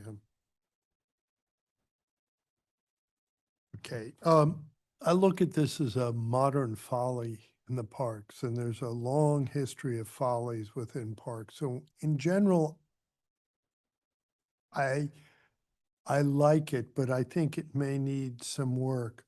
I would also note, I think the colorful ceiling, which is similar but different to the skating rink in the park, is a nice touch, because you wouldn't want it to be identical, but and I don't know, but Stephen talked about green terracotta. One could also look at a tan terracotta which is closer to the color of the bathroom structure and maybe have it feel a little more connected. And, you know, there are different ways to look at this. I'm not sure what the answer is. And I think it's close and we're probably giving lots of different reactions. But just doing some of these studies may improve it. I think the lighting is really good, but I'd want it to make sure it met dark skies. And so I think it's close, but not quite there yet. Thank you, I Commissioner. have one comment. Oh, Sorry, yeah, I also forgot to mention, I don't really understand, we didn't get much into it, but what's happening with signage? I think that needs to be pronounced a little more, and whether it's in presentation or design, but it's hard to understand exactly what's happening with the signage. You mean the display? The Shirley Chisholm, it's not there, it's in page 40, you can see. Oh, where's The nighttime rendering? oh.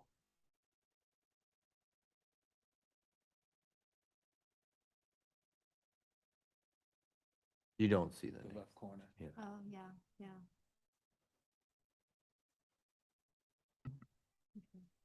Thank you. Commissioner Mann?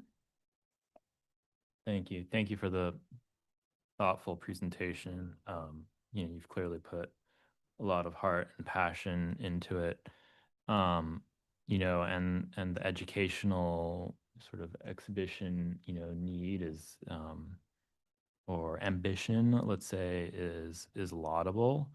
But I'm not sure that the pavilion as designed and the exhibition content itself as designed is achieving that ambition. They're both, quite limited. And if exhibition were the primary purpose, I would like to see that exhibition content, more prominent, more present, more creatively thought about. As it stands, though, I have to be honest, the programmatic need for this is unclear because it doesn't really achieve that ambition to a great degree. If the need is for shade, I'm not sure it's achieving that to a great degree either. And I think that's, largely what folks go to the park in the first place for. I also don't really understand the relationship to the restrooms, and I'm speaking here actually programmatically, like what is the need for it to be immediately adjacent or nearby the restroom? So, those are pretty fundamental threshold issues. If one were to get beyond those, I think the design would need to be significantly revised. I'm afraid there are a lot of ideas here. I'm not sure why it's terracotta. There are, splayed heavy timber columns, intersecting a muraled ceiling, this kind of reverse ziggurat, massing. So I think there's a few sort of like threshold issues that if clarity were achieved about the sort of program, and relationship from a programmatic standpoint to the restroom, I think those might point one in a more clear direction for the design. Thank you. Thank you. Commissioner Chen?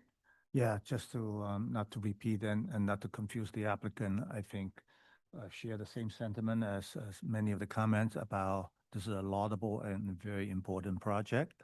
Obviously, the goals are very important.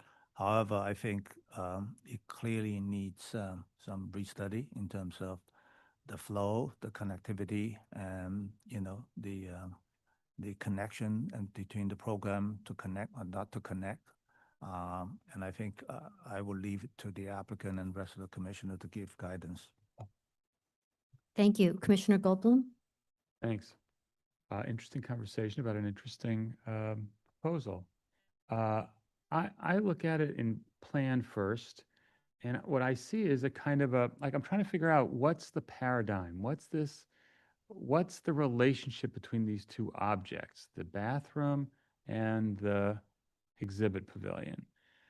And I guess it's just the way my head works. I tend to see it as one of two things. I see it either as two pavilions that are kind of juxtaposing themselves across a field, a ground, right?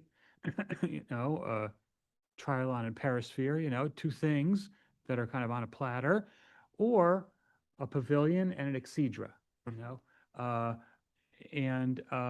When you look at the plan seems to suggest that the pavilion is actually opening towards top left, right? It's gesturing towards the top left.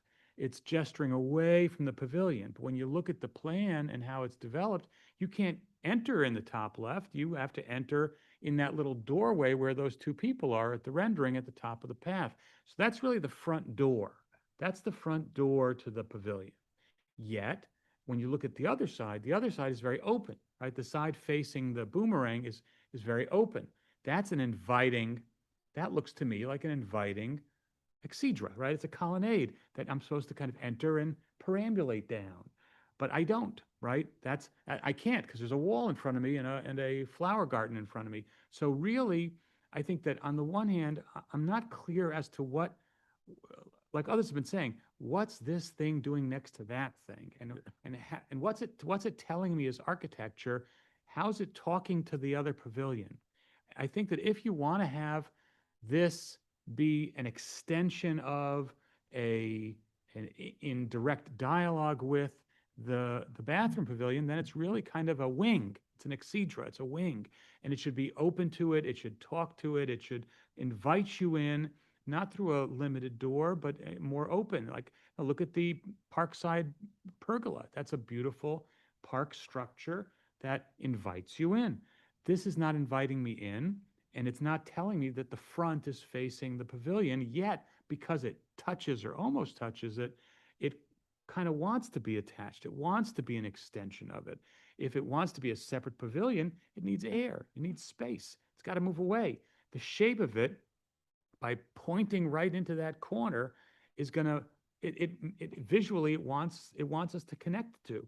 I think that if you want it to pull away, maybe you do your connection somewhere else, maybe at the back or something, where it's not so noticeable. I think that the front has to have air. It has to have separation as a visual object that's got a separate identity. I think also the height of it, if it's meant to be an extension, it should be lower, right? A typical Palladian villa, the wings are always lower than the center pavilion. It needs to be lower if it's kind of a subsidiary. If it's meant to compete and balance, then it has to pull away, but it can be that height. I just think it's got a lot of interesting ideas about what others said. Keep on going, develop it, and it'll be better. Thank you. Commissioner Jefferson? I can only add, my fellow commissioner, am I right? And I think the issue is the plan. The issue is the entrance to the bathroom pavilion, because you enter there and you come out there, and then you have to walk into this other element. And this element, this piece has curves in it, and the curves don't have any relationship, or at least they don't set up any tension with the rectangular piece of the existing building. And that's crucial, because if you're going to have curves, they have to have relationship to something. They can't just be floating. And if they're floating, colleague said, they become walkways. That's just traditional stuff. And if they had simplified the volume and made a dynamic relationship between the two, they would have a winner. But right now, they don't have that. They need to think of the relationships, the space between things, and how you walk to them to get this to tie together. Thank you. So as you can see, I think we're going to take no action today, but I think the commissioners had some very good suggestions. One of the big suggestions is the relationship between the pavilion and the existing building, whether they should touch or whether it should be separately cited, but certainly there was a lot of conversation about making sure that the relationship should be more clear in terms of hierarchy. They talked about the entrance to the pavilion, perhaps some volume, making sure that the programmatic needs are a little bit more clear, including signage. Corey, and maybe we can even consider the height and the finish of the materials. And some of the commissions even talked about incorporating color, maybe different colors. So I think that's it. But please continue to work with staff. Thank you. All right, we're now going to move to the next item, public hearing item number 7, LPC 26-03163, an application for a certificate of appropriateness in the Borough of Brooklyn, Block 301, Lot 16, 26 Verandah Place in the Cobble Hill Historic District. This is a residence carriage house built circa 1857 to 1862 and enlarged in 1978. The application is to alter the rear facade and extend the top floor.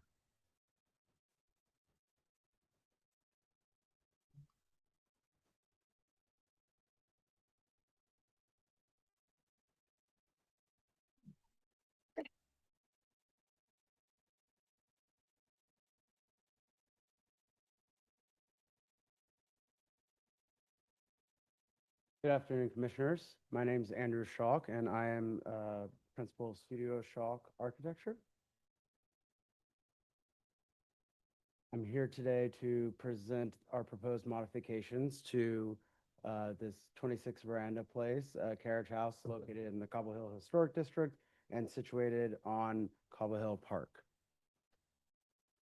On the left of the screen, you can see the 1940s tax photo showing the two-story structure, as well as the designation photo at the center, where on the right, the 1980s tax photo you can see was taken after a renovation that took place in 1978, where a third story was added. Just to bring the context into play, this is our block with 26 Verandah Place located roughly at the center and opposite Cobble Hill Park. This is a bird's eye satellite image to give an idea of the scale and context and massing of that block. This is the current streetscape of Verandah Place, again with 26 Verandah Place, our project at the center. This is a Sanborn map from 1886, locating 26 Verandah Place again in the center, and you can see that it is noted as a horse stable on the plan, and at this time occupied the majority of the lot. This is a block plan diagram indicating all of the rear yard additions that are currently present in the block. Today, 26 Verandah Place does occupy the entire 25 by 50 foot block or lot. This is a diagram overlay of that block plan showing the block as it relates to the massing. As you can see, Verandah Place is primarily 3-story structures and backs up to Warren Street, which is primarily 4-story structures. I'll also note that our project today, 26 Verandah, is 2 stories of full lot coverage, and the 3rd floor steps back. Our proposal today is to modify that massing slightly by removing a portion of the 2nd floor massing and adding some additional volume to the 3rd floor. This is a comparative rear elevation of the project. I will get into each one of the areas of the facade in more detail later on in the presentation. Similarly, this is a comparative partial roof plan As you can see, the major changes that we're making are extending the third floor out and removing a greenhouse structure that occupies the second floor and turning that into a terrace. This is more just for reference, but the existing floor plans are at the top of the screen and our proposed are at the bottom. This is a comparative building elevation also. Again, major change is to remove that non-original greenhouse structure at the second floor, as well as extending out the third floor. You'll note that we are continuing the slope of the existing third floor roof. And it should also be noted that none of the extension on the rear is visible from a public thoroughfare. So to walk you through how the different changes we're making to this massing, we created a little bit of a storyboard. So to begin, we're proposing to remove the third floor rear facade of the non-original third story, demolish the roof that is currently understructured, and remove the non-original greenhouse structure. Next, we are proposing to extend the third floor masonry volume to align to our neighbor to the west, and rebuild the roof structure and introduce a parapet skylight at the rear of that third floor. Then we are looking to enclose the fireplace flues that are currently today exposed, metal flues, into a masonry structure. And then lastly, we would like to add this more tectonic light, primarily wood and glass structure to the rear facade that slopes away from the masonry volume of the third floor. So now to zoom into some detail areas across the rear facade, starting with the second floor. In the top left-hand corner, you can see that the second floor facade is primarily dominated by this greenhouse structure. It is shrouding the masonry wall behind, which has 3 openings in it.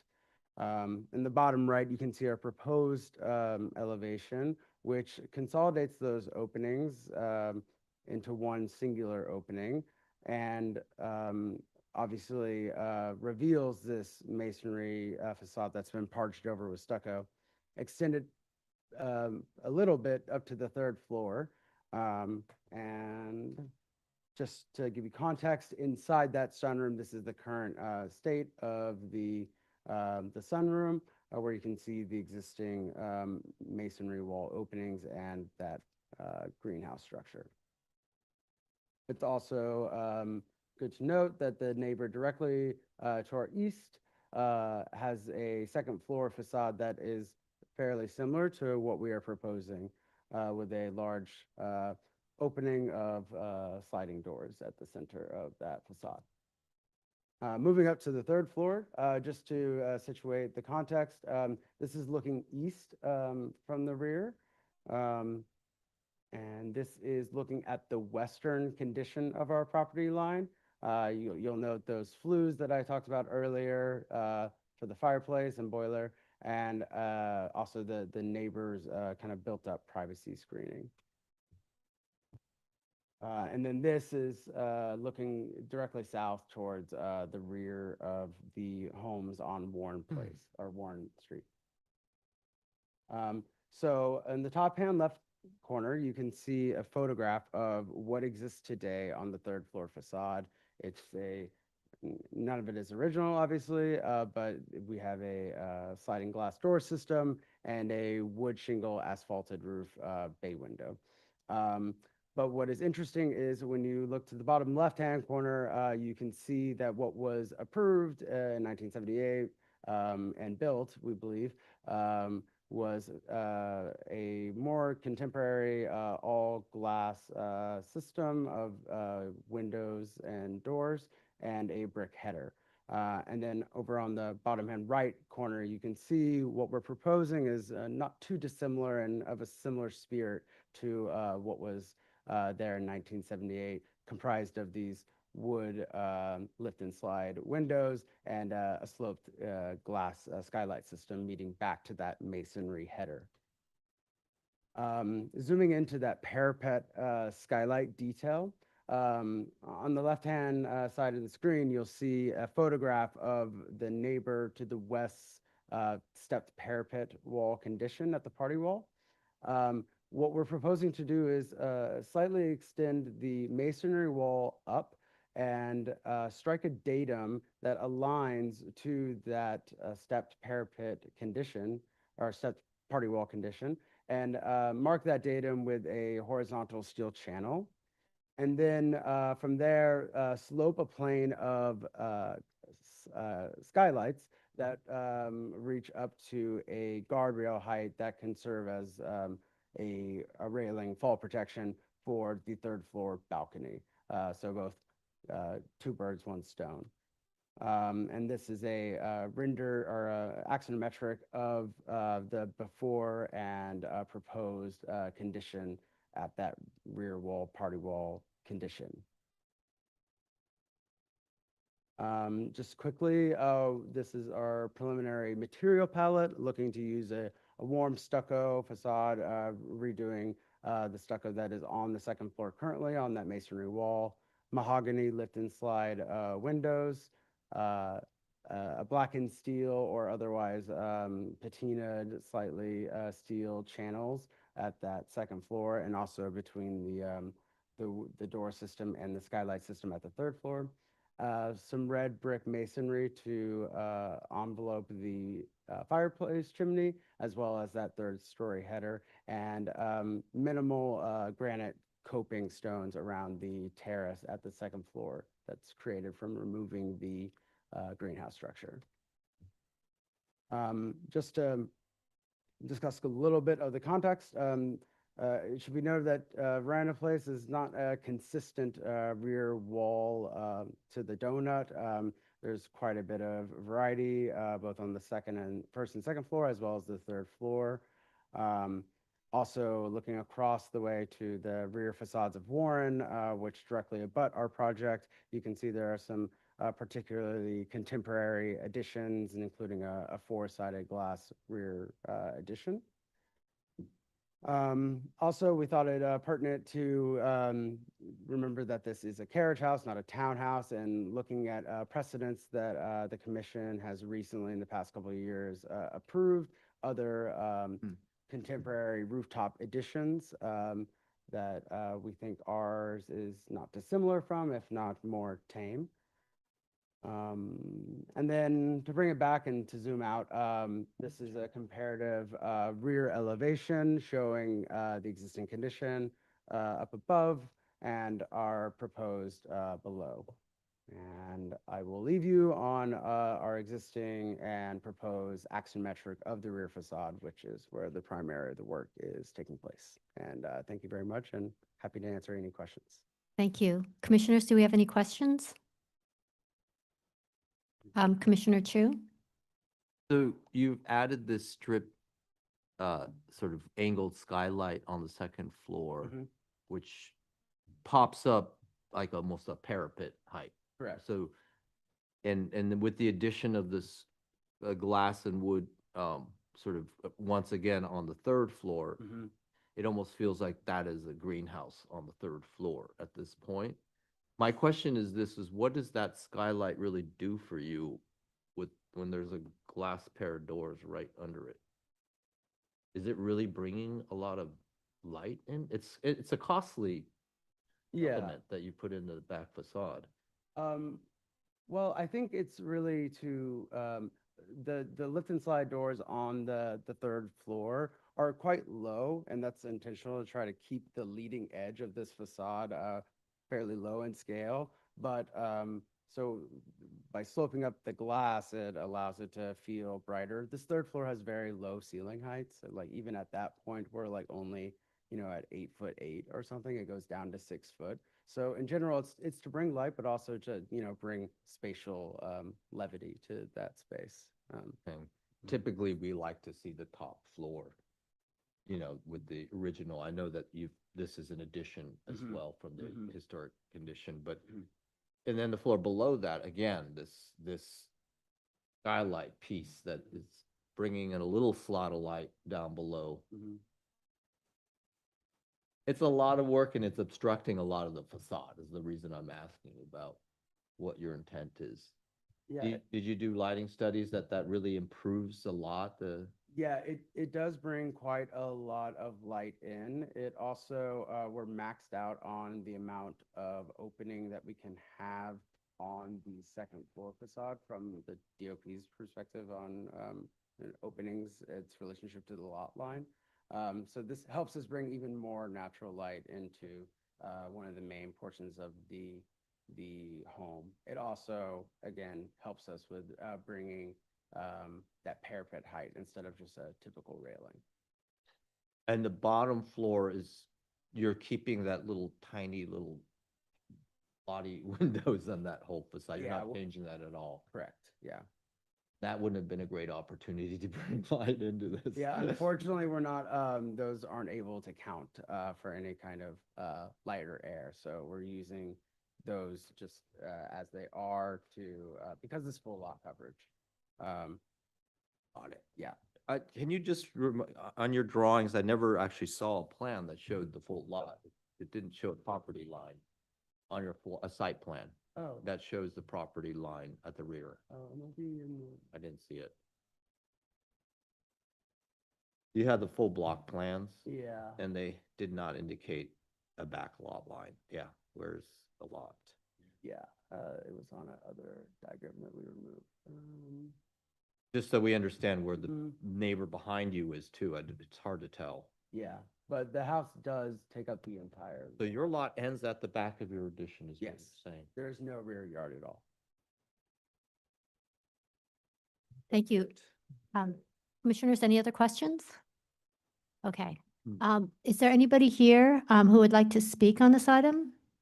Noting that there isn't, let me turn it over to Elizabeth Lee to see if we have any remote testimony.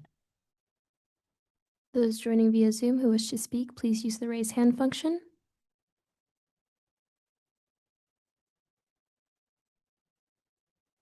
Seeing none, I'll note for the record that Brooklyn Community Board 6 recommends approval. Okay, it looks like the community board was supportive. Commissioners, any final questions? If not, let's go ahead and close the hearing. Commissioner Chu, would you make a motion to close this hearing? So moved. Commissioner Jefferson, would you second? So second. All in favor, say aye. Aye. Any opposed? Okay, the hearing is closed. Commissioner Wilder, would you like to start this discussion? Sure. Thanks for the presentation. I think there was a lot in here, and yet there was still a lot needed to kind of understand all the things that were happening.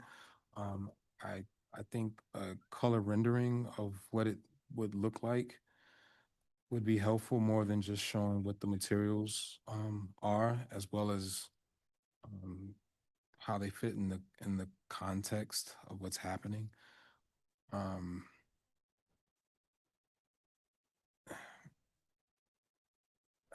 think it feels like there's like the rear, you're cleaning up what doesn't work.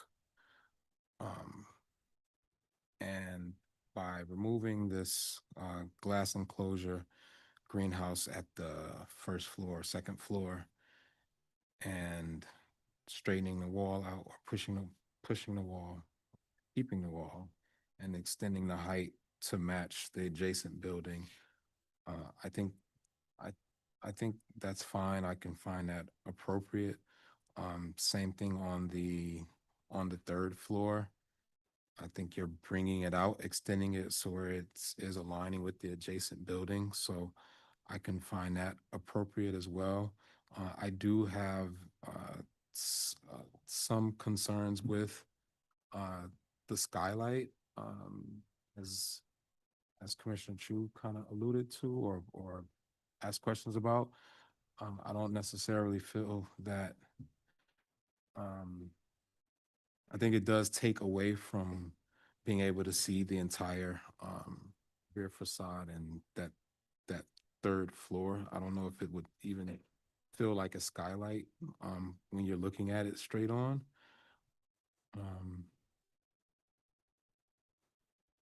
So I think overall I can find it appropriate. However, I would want to see some work done to that kind of parapet slash skylight feature that's there.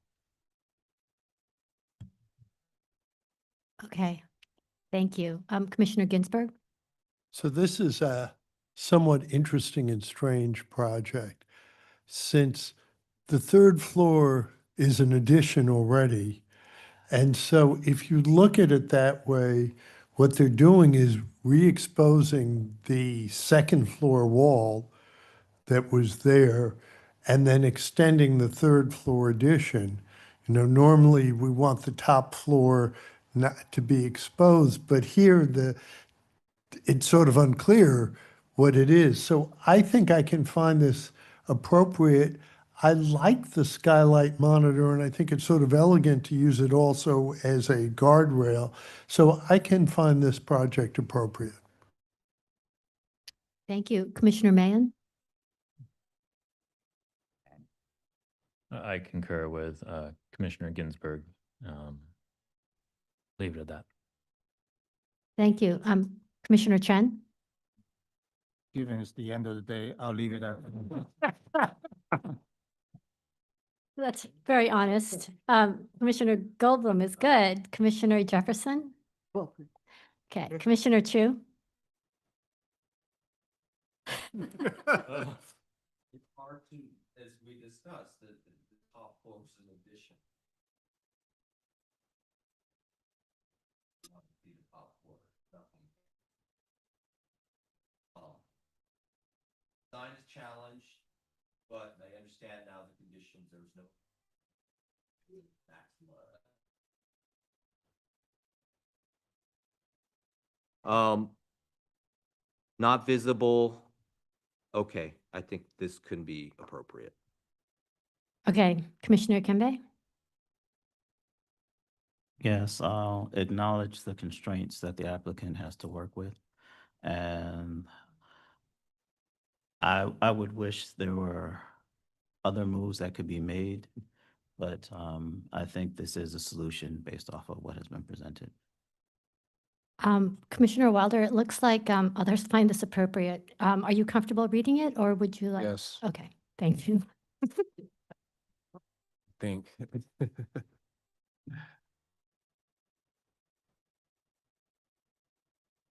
the matter of LPC -26 -03163, 26 Verandah Place, Cobble Hill Historic District. Residence carriage house built circa 1857 to 1862 and enlarged in 1978. Application is to alter the rear facade and extend the top floor. I note that the building style, scale, materials, and details are among the features that contribute to the special architectural and historic character of the Cobble Hill District. I find that the proposed work will not damage or eliminate any significant architectural features, that the proposed work will not be visible from any public thoroughfare, that the second floor of the original rear facade will be exposed, restoring a sense of the building's original form and massing, that the original design of the rear facade is not definitively known, and the raising of the parapet for a sloped skylight and creation of a single masonry opening at the exposed second floor will maintain substantial end piers and a solid to void ratio typical of secondary facades of buildings of this age and type, and will not disrupt any unifying features of the row, that the proposed third floor addition will be set back from the building's original rear facade and in keeping with other upper floor additions within the block in terms of variety and projection towards the central green space, and that within the grouping of buildings which feature deep two-story additions and various rooftop accretions, the limited projection of the proposed third-story greenhouse addition will not overwhelm or detract from the surrounding buildings or central green space. Thank you. And Commissioner Ginsburg, would you second that motion? Second. Okay, all in favor? Wait, no, we're going to, John, will you call the vote? Vice Chair Master, Aye. Commissioner Chen, Aye. Commissioner Chu, Aye. Commissioner Ginsburg, Aye. Commissioner Goldblum, Commissioner Quimby, Aye. Commissioner Jefferson, Aye. Commissioner Mayen, Aye. Commissioner Wilder. Aye. None in favor, none opposed, the motion passes. Okay, that's approved. Now we're actually going to move to a public meeting item, agenda. We have two items. First is public meeting item number 1, LPC 26-00294, an application for a certificate of appropriateness in the Borough of Manhattan, Block 605, lots 31 and 28, 487 Hudson Street, aka 497 Hudson Street in the Greenwich Village Historic District. This is a brick wall built in 1955 and a schoolyard. The application is to construct a new building on the site. This was last presented at the public hearing of October 28, 2025. No action was taken at that time. The applicants will present revisions to the proposal in response to your comments after we open the proceedings. Okay, Commissioner Goldblum, would you make a motion to open the proceedings? So moved. Commissioner Jefferson, will you second? Second. All in favor, say aye. Aye. Any opposed? Okay, the proceedings are open. Good afternoon, everyone. Julie Nelson, partner with BKSK, and I'm happy to be here again to represent updated design of the St. Luke's Center. We appreciate the opportunity to present this to you today. Our presentation will focus on the Christopher Street facade, which was the subject of much of the discussion at our last hearing. We're presenting this, a reminder of the existing context for our site on this, which is on the south side of Christopher. Our project does not extend to the school building. A section of the chain link fence here that includes required school egress gate will remain. This is part of the site is being designed by St. Luke School landscape architect MNLA and will be reviewed at a staff level. Otherwise, the 1955 era school building and subsequent single addition present simple austere masonry facade to the street. The detail photos at the bottom of this slide are included to show the base of the masonry wall along Hudson and the school facade, both of which feature a continuous soldier course along the water table. This will be referenced in the revised design. This is the north side of Christopher. Again, a reminder of the character of the buildings on the opposite side of the street. The buildings directly across from our site are also somewhat utilitarian and austere. Further to the west, the pass-train entrance presents a larger scale civic gesture through the use of the arched entry and the metal and glass canopy. On the opposing corners of Hudson Street, to the east on Christopher, we see the simple facade expression at ground level, masonry walls with limited fenestration, and secondary entrances broken by larger storefront windows. This slide represents the revised design. We will be showing comparison slides further in our presentation. This is a new view. We have not previously presented it, and the bullet points below summarize some of the comments that we heard in the public hearing. As a reminder, this facade is a custom green terracotta. It encloses a second entrance, a kitchen, support space, and event space behind.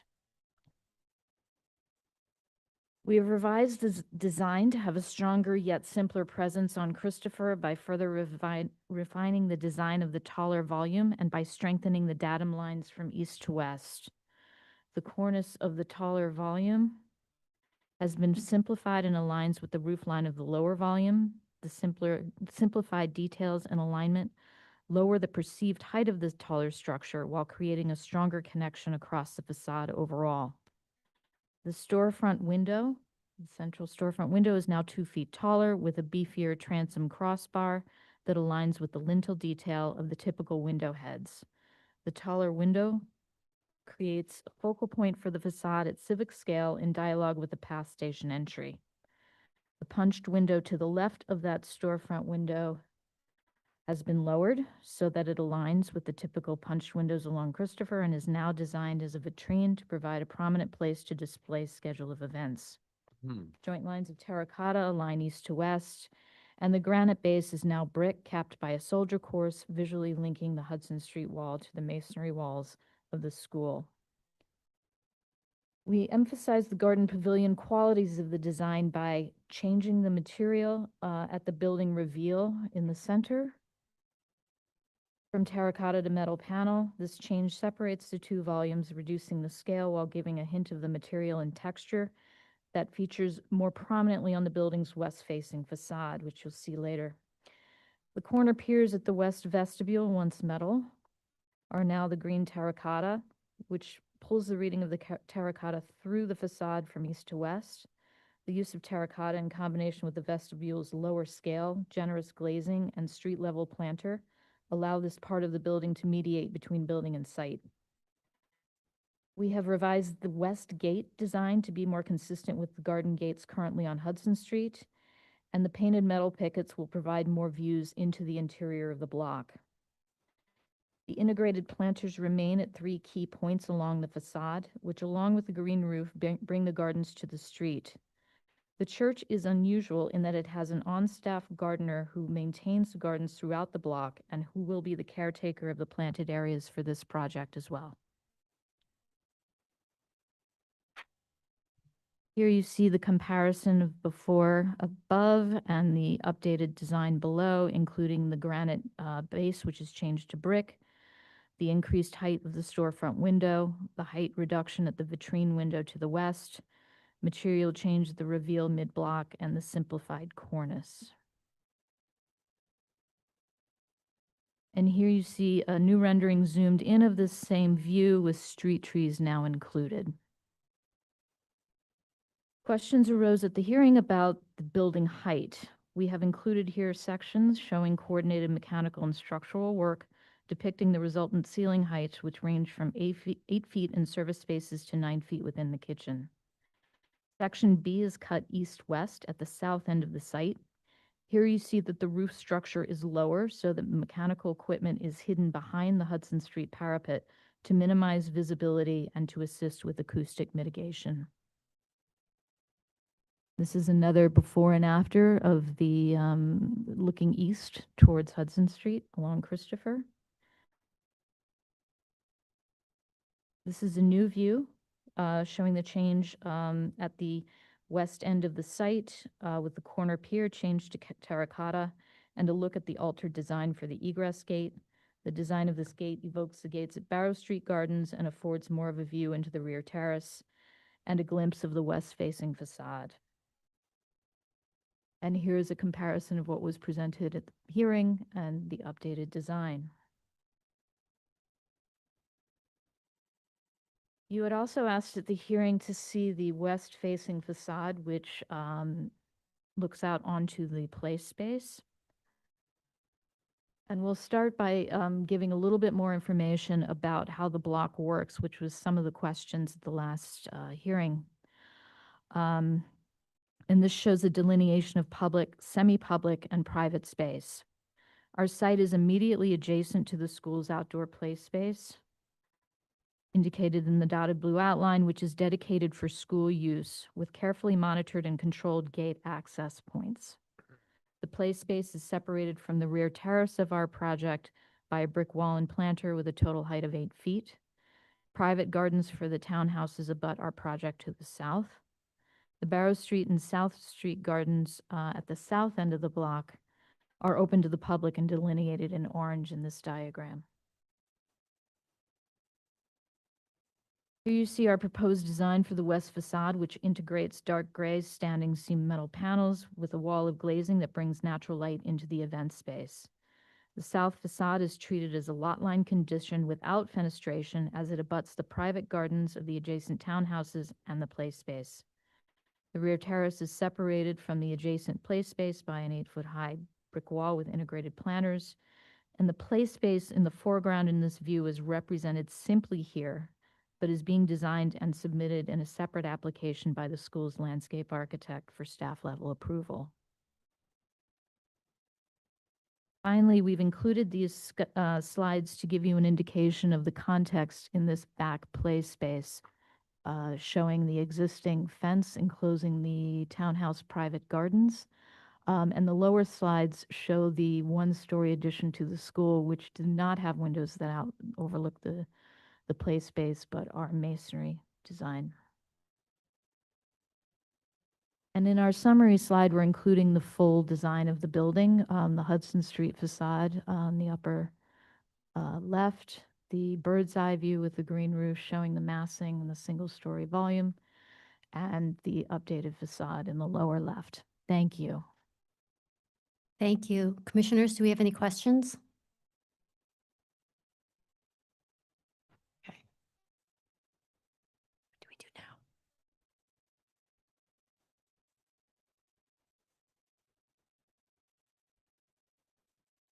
We have to close it.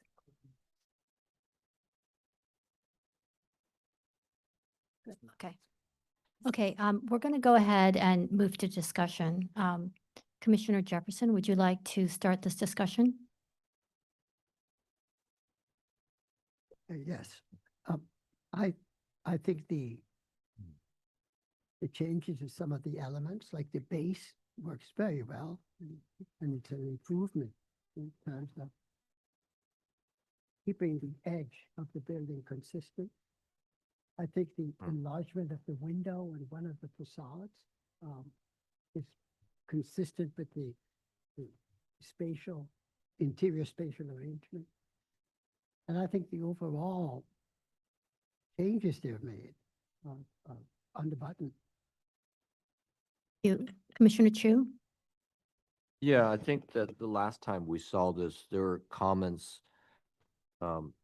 referring to this facade as maybe needing to feel more frontal. I think there's a couple moves here that help that, the increased scale of the large window into the event space. I'm assuming will give view into activity and events that would happen in that room. Overall balancing and distinguishing between the lower datum and the upper larger window, I think makes sense. There's small changes articulating the separation of the volumes, eliminating some of the, I think there was some comment about too many little black iron elements. I think some of that has been removed. I don't see a huge change. I think it's a refinement, and I think it's an improvement from what we last saw. Thank you. Commissioner Kimbe? I'd like to thank the applicant for taking the words that were presented by the commission to heart and actually making some refinements. I can definitely see how I believe this is the west facade or the street-facing facade that we said didn't feel that much like a street-facing facade. I can see the improvements that were made on it, and I appreciate it. I also appreciate the lower banding and how it integrates with the rest of the building as it wraps the corner. Also, I guess I won't reiterate everything that was already said, but I'd like to say thank you to the applicant. Thank you. Commissioner Wilder? Yes, I agree. I think I did like the previous design, but I also think that there were some great comments made, and I think the applicant came back with a better design than what they had before. So yeah, I can find it appropriate. Thank you. Commissioner Ginsburg? I remember I liked it before. I think these are subtle improvements, and I can find this appropriate.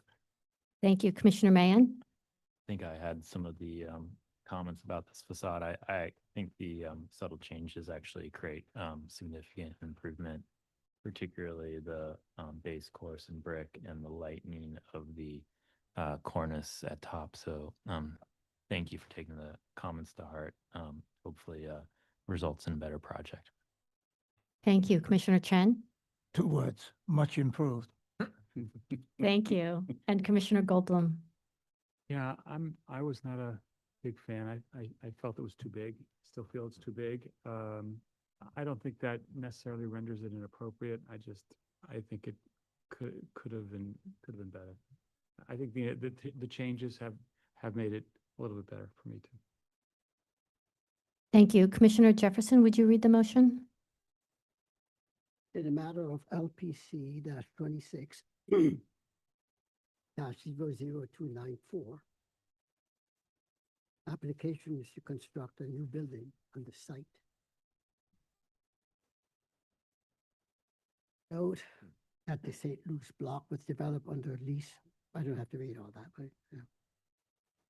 I note, I recommend approval finding that the existing garden and playground lot of historical playground lot historically had row houses built on the site, and the construction of a new building at this site will reestablish the presence of a built corner at this location and enclose the inner courtyard of the church complex.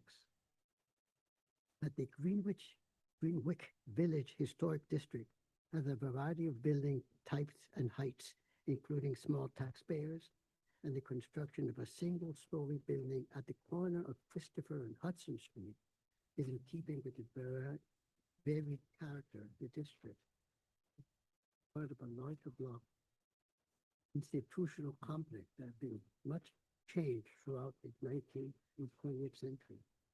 This complex has historically featured both sites, residential and institutional buildings, and the 19th and 20th century will accommodate new institutional uses and needs, including demolition of buildings and the construction of new buildings of varying sizes and types. And therefore, the construction of this proposed community facility will be consistent with the evolution of this institutional complex. Not uncommon for this institutional complex of buildings that do not follow the form or massing of buildings in the immediate surroundings, that the use of high-quality materials,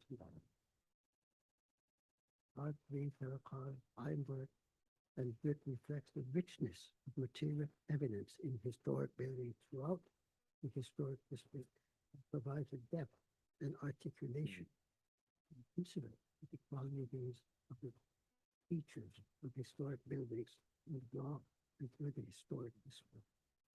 That the salvaging and reconstructing the existing 1955 brick wall along Hudson Street would retain and reinforce the rhythm of the street wall. Metal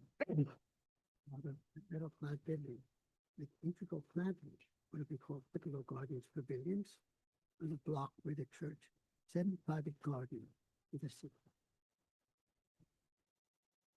That the three integral planters with ironworks above the brick water table in the Christopher facade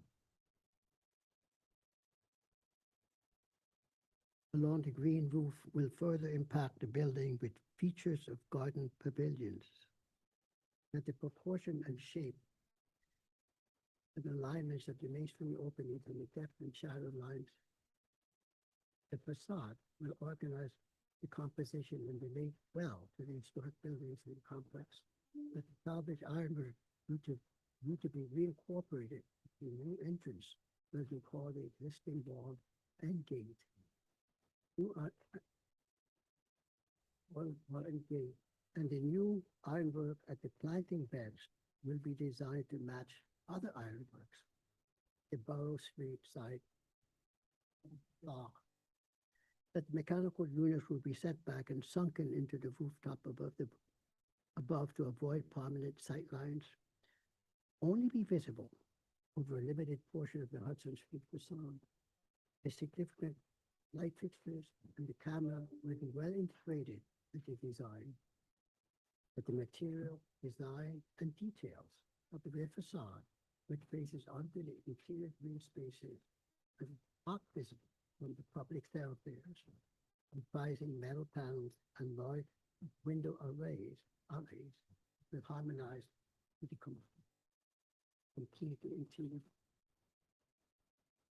and special architectural use.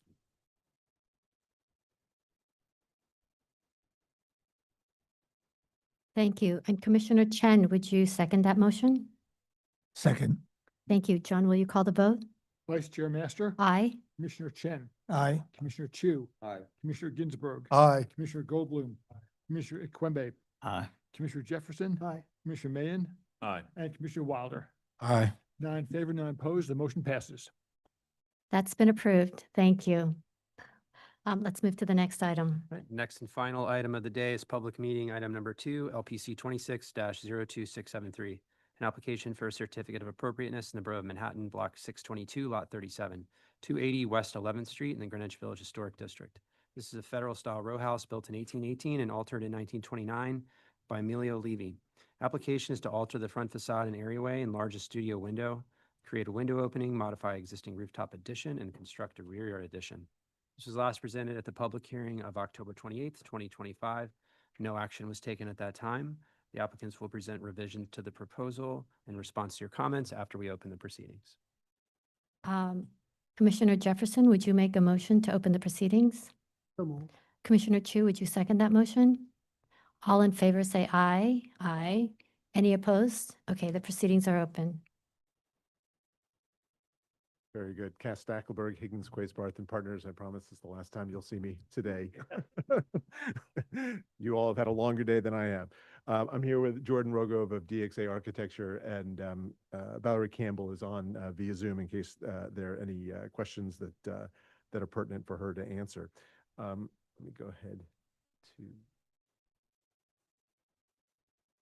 just go to this slide. So I think most of you were here when we presented in October. I believe Commissioner Chen was not. So just briefly, a quick summary of the building's history. This building on the south side of 11th Street in the Greenwich Village Historic District, the bones of it date to 1818, and it was built with the building directly adjacent to the west.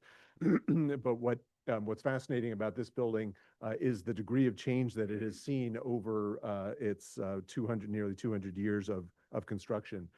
In the 1840s, the top floor was added and a full height rear yard extension was built. And then in the 1920s, there were alterations on the ground floor, as well as the addition of a studio space on the upper floor. Those changes occurred on the front facade, on the rear facade, but also resulted in significant changes to the floor levels, and Jordan will speak more about that. In the public hearing, we included color-coded diagrams. We have those in the appendix if anybody is interested to see those, just illustrating the degree of change that has occurred over time at these buildings. When we presented to you in October, most of the commissioners were supportive of the approach. The comments about the front facade really focused on treatment of the parlor level windows and the detailing of the skylight, and we've addressed those comments, and Jordan will share those with you in just a minute. Now, the rear elevation, while 4 of the commissioners were supportive of the project as presented, there were some comments about the symmetries that were included in the proposal as presented, so we've addressed that. And I think it's just worth reiterating a few points. This building, while it had been constructed with the building to the right in the photograph at 282, really is not part of a row. So I think there was an understanding that what happened at the back of this building didn't necessarily have to fit with what was directly adjacent. And I think there was a general acceptance of the approach that we were taking, as a couple of the commissioners noted. So let me just proceed. Just a few photographs, again, some existing photos on the street facade, 280 here, 282 here. These floor levels align. The changes in the 1920s really occurred at the base of the building, and you can see that clearly by comparing the base of 282, which is the historic federal house on the right, and then the base of 280 on the upper right. A detail of the base of the building, just illustrating how windows were cut and accommodating an additional floor at this level, which has resulted in some awkward floor heights on the interiors, and as well as some awkward conditions on the front elevation, as well on the rear elevation. In the rear, a few photographs within the rear yard space. There's great variety across the back of these houses. Some are painted, some are not. Some of the brick has been reconstructed. This house looks like the back wall has been reconstructed. There are also asymmetries and symmetries across the backs of these houses that back up into this shared garden space. And then finally, the back of 280 here with its historic twin at 282, which obviously no longer have a relationship to one another, and then the adjacent row houses to the east continuing down 11th Street. And with that, I'll have Jordan take you through the revisions. Yes. Good evening, commissioners. Jordan Roga, partner at DXA Studio. I'm wondering if you have a three-timer jacket that Cass could wear from 3 presentations today. I think he deserves it. Anyway, we're back from October 28th presentation. At that presentation, as Cass mentioned, there were a number of comments, I think general agreement with our approach on the facade, but in particular to focus perhaps with staff. And since we had the opportunity, we went ahead and reduced the overall height of the parlor level. And again, that parlor level was really kind of in response to it being bifurcated in that 1929 building campaign, and essentially an additional row of windows added at that time. We removed that floor, reducing the overall building by a story, but that allows for ceiling heights that we actually have 3 floors here that are sub 8-foot floor to ceiling heights, which is challenging from both a structural and mechanical system perspective in the renovation restoration of the building. So we reduced the overall height of the parlor level windows and added keyed lintels. That was another comment that was made by the commissioners. In reducing the parlor level height, we kind of reformatted the window light division for a 6/9, which relates up to this moment up on the 3rd floor in the second building campaign in the 1840s, when an additional story was added on top, this kind of irregular window pattern. So that seemed to kind of balance pretty nicely. And then up at the top of the building, the studio skylights, we reduced the overall dimensions there, kind of pushed inward, allowing for additional kind of slate surround on the roof, and a more kind of linear vertical expression, more in line with some of the precedents we discussed. Moving to the back of the building, we discussed at length. I think a number of commissioners were happy with what we proposed, but there was a conversation that followed regarding some of the kind of charming asymmetries that existed, and a little bit of whimsy with some of the facade elements that evolved over time. So we revisited the elevation as we presented it on the 28th, and on the right, I think for the benefit of legibility, I'll switch to the rendered image here. At the base, we extended the parapet of the lower portion, which is projecting about 9'2" off of the existing building right now. We extended that vertically, the parapet, and kind of punched those octagonal patterns from the windows that were on the existing elevation. And then moving up the building on the upper, on the 3rd and 4th floors, we kind of reorganized the fenestration there to echo the asymmetries that exist currently. Just to reiterate the challenge with the composition of the rear facade in removing that mezzanine floor, and on the left is the existing floor-to-floor section of the building. When we remove that floor and kind of redistribute to make ceiling heights at a minimum of 8 feet and greater, by removing that floor, it makes kind of a facsimile or a more complete repetition of the previous facade pretty impossible. So we elected to kind of take the composition we had and shift that to capture, I guess, some of the charm from the original facade. So these accents very quickly are showing, most notably on this, the reduction in the studio skylights, and the reduction in overall height by 8 inches of the parlor level windows. And then this axon shows the projection, which again, the massing was kind of generally accepted the last hearing. It was more just kind of composition of the fenestration. So here you see that the kind of asymmetry happening on the upper stories and the parapet with the octagonal punches on the rear. And then finally, just rendered elevations of the revised proposal for today. So thank you very much. Thank you. Commissioners, do we have any questions? Okay. So why don't we go ahead and start the discussion? Commissioner Kumbe, would you like to start this discussion? Sure. First of all, I'd like to say thank you for taking the commission's thoughts to mind and bringing what you've presented today. Looking at the front facade, I can see that you took in some of the comments by adding the keystone lintels and also by reducing the size of the studio windows. Those were minor comments that were made, but thank you for making them. Overall, I find it still to be pleasant and pleasing, and I find the front of the facade to be appropriate. Also like to point out I guess there's no change to the rooftop amenities, so I find that to be in alignment as well. Coming to the rear facade, I do believe stating that I think as a consensus, we were okay with the rear yard or the rear facade moving out a bit and aligning with, I don't recall which building in particular, but I believe that was okay. I appreciate of more or less trying to capture the essence of what was there before.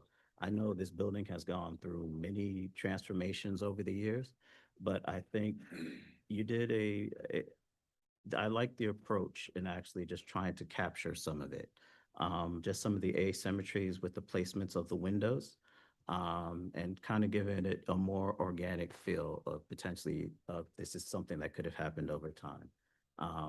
I appreciate the creativity of the octagonal punch outs and integrating them into the parapet. I think that was a nice, delicate move to make. So based off of what has been presented, I can find this appropriate. Thank you. Commissioner Wilder? I agree. Thank you. Commissioner Ginsburg? Agree. Commissioner Mahan? I was okay with this last time, although I lamented the loss of the charmingly bizarre facade on the rear. So you brought back, a memory of that. So I'm still okay with this. Thank you. Commissioner Chen? I can see the improvement. Thank you. Commissioner Goldblum? I think it's better, but I'm still stuck on the fact that it seems like a facade-ism project after all is said and done. There's nothing left of the existing building except for the front skin. So I can't support it. Thank you. Commissioner Jefferson? I find it appropriate. I find this wall, this lower portion with a different, you have this wall coming down and then when it hits the bottom, it becomes a different color. And I don't know why. Why not make it white? Just I think there just might be like planters in front of it. Yeah. Okay. I think those are planters. perhaps. Oh, the white one? Oh. And then white above it. That's what she's pointing out. Oh. And what is the intent? What's being proposed? I think she's. Well, I think they're maintaining the existing condition at the side of the main body of the house. They may be repairing it and then expressing the brick color on the base it's a design decision, but often one that the commissioners ask for. And in this case, remember, there is the context of this communal garden where there is lots of the red brick masonry and other elements of that type. Okay. Thank you. And Commissioner Chu? Yeah, I think that the last time the discussion we had was whether or not the existing facade merited protection. And it was, I think, by majority determined that the addition was possible and allowable. At that point, I think what they've done is a nice composition. It recalls a little bit of the asymmetry that was there, but I think it's as appropriate as what was previously. Thank you. Commissioner Kumbe, would you like to make the motion? Sure. In the matter of LPC 2602673, 280 West 11th Street, Greenwich Village Historic District, federal style row house built in 1818 and altered in 1929 by Elmo Levy. Application is here to alter front facades and areaways, enlarge studio window, create a window opening, create a window opening, modify the existing rooftop addition, and construct a rear yard addition. I know that the building style, scale, materials, and details are among the features that contribute to the special architectural and historic character of the Greenwich Village Historic District. I also note that the studio styles, penthouse, and steel windows were added above the cornice at the time of the notable building alterations in 1929. I recommend approval, finding that the building is not part of a row within an established pattern of entrances or fenestrations at the lower floors. Therefore, the modified windows and entrance opening at the first and second floors will not detract from the streetscape. That the facade was highly altered in 1929, including the removal of the stoop and parlor floor entrance for a new at-grade entrance, and modifications to windows openings and floor levels at the lower floors that changed the facade composition. Therefore, the shifting of the at-grade entrance and second floor window opening farther west and creating new parlor floor openings will be in keeping with the history of change at this facade.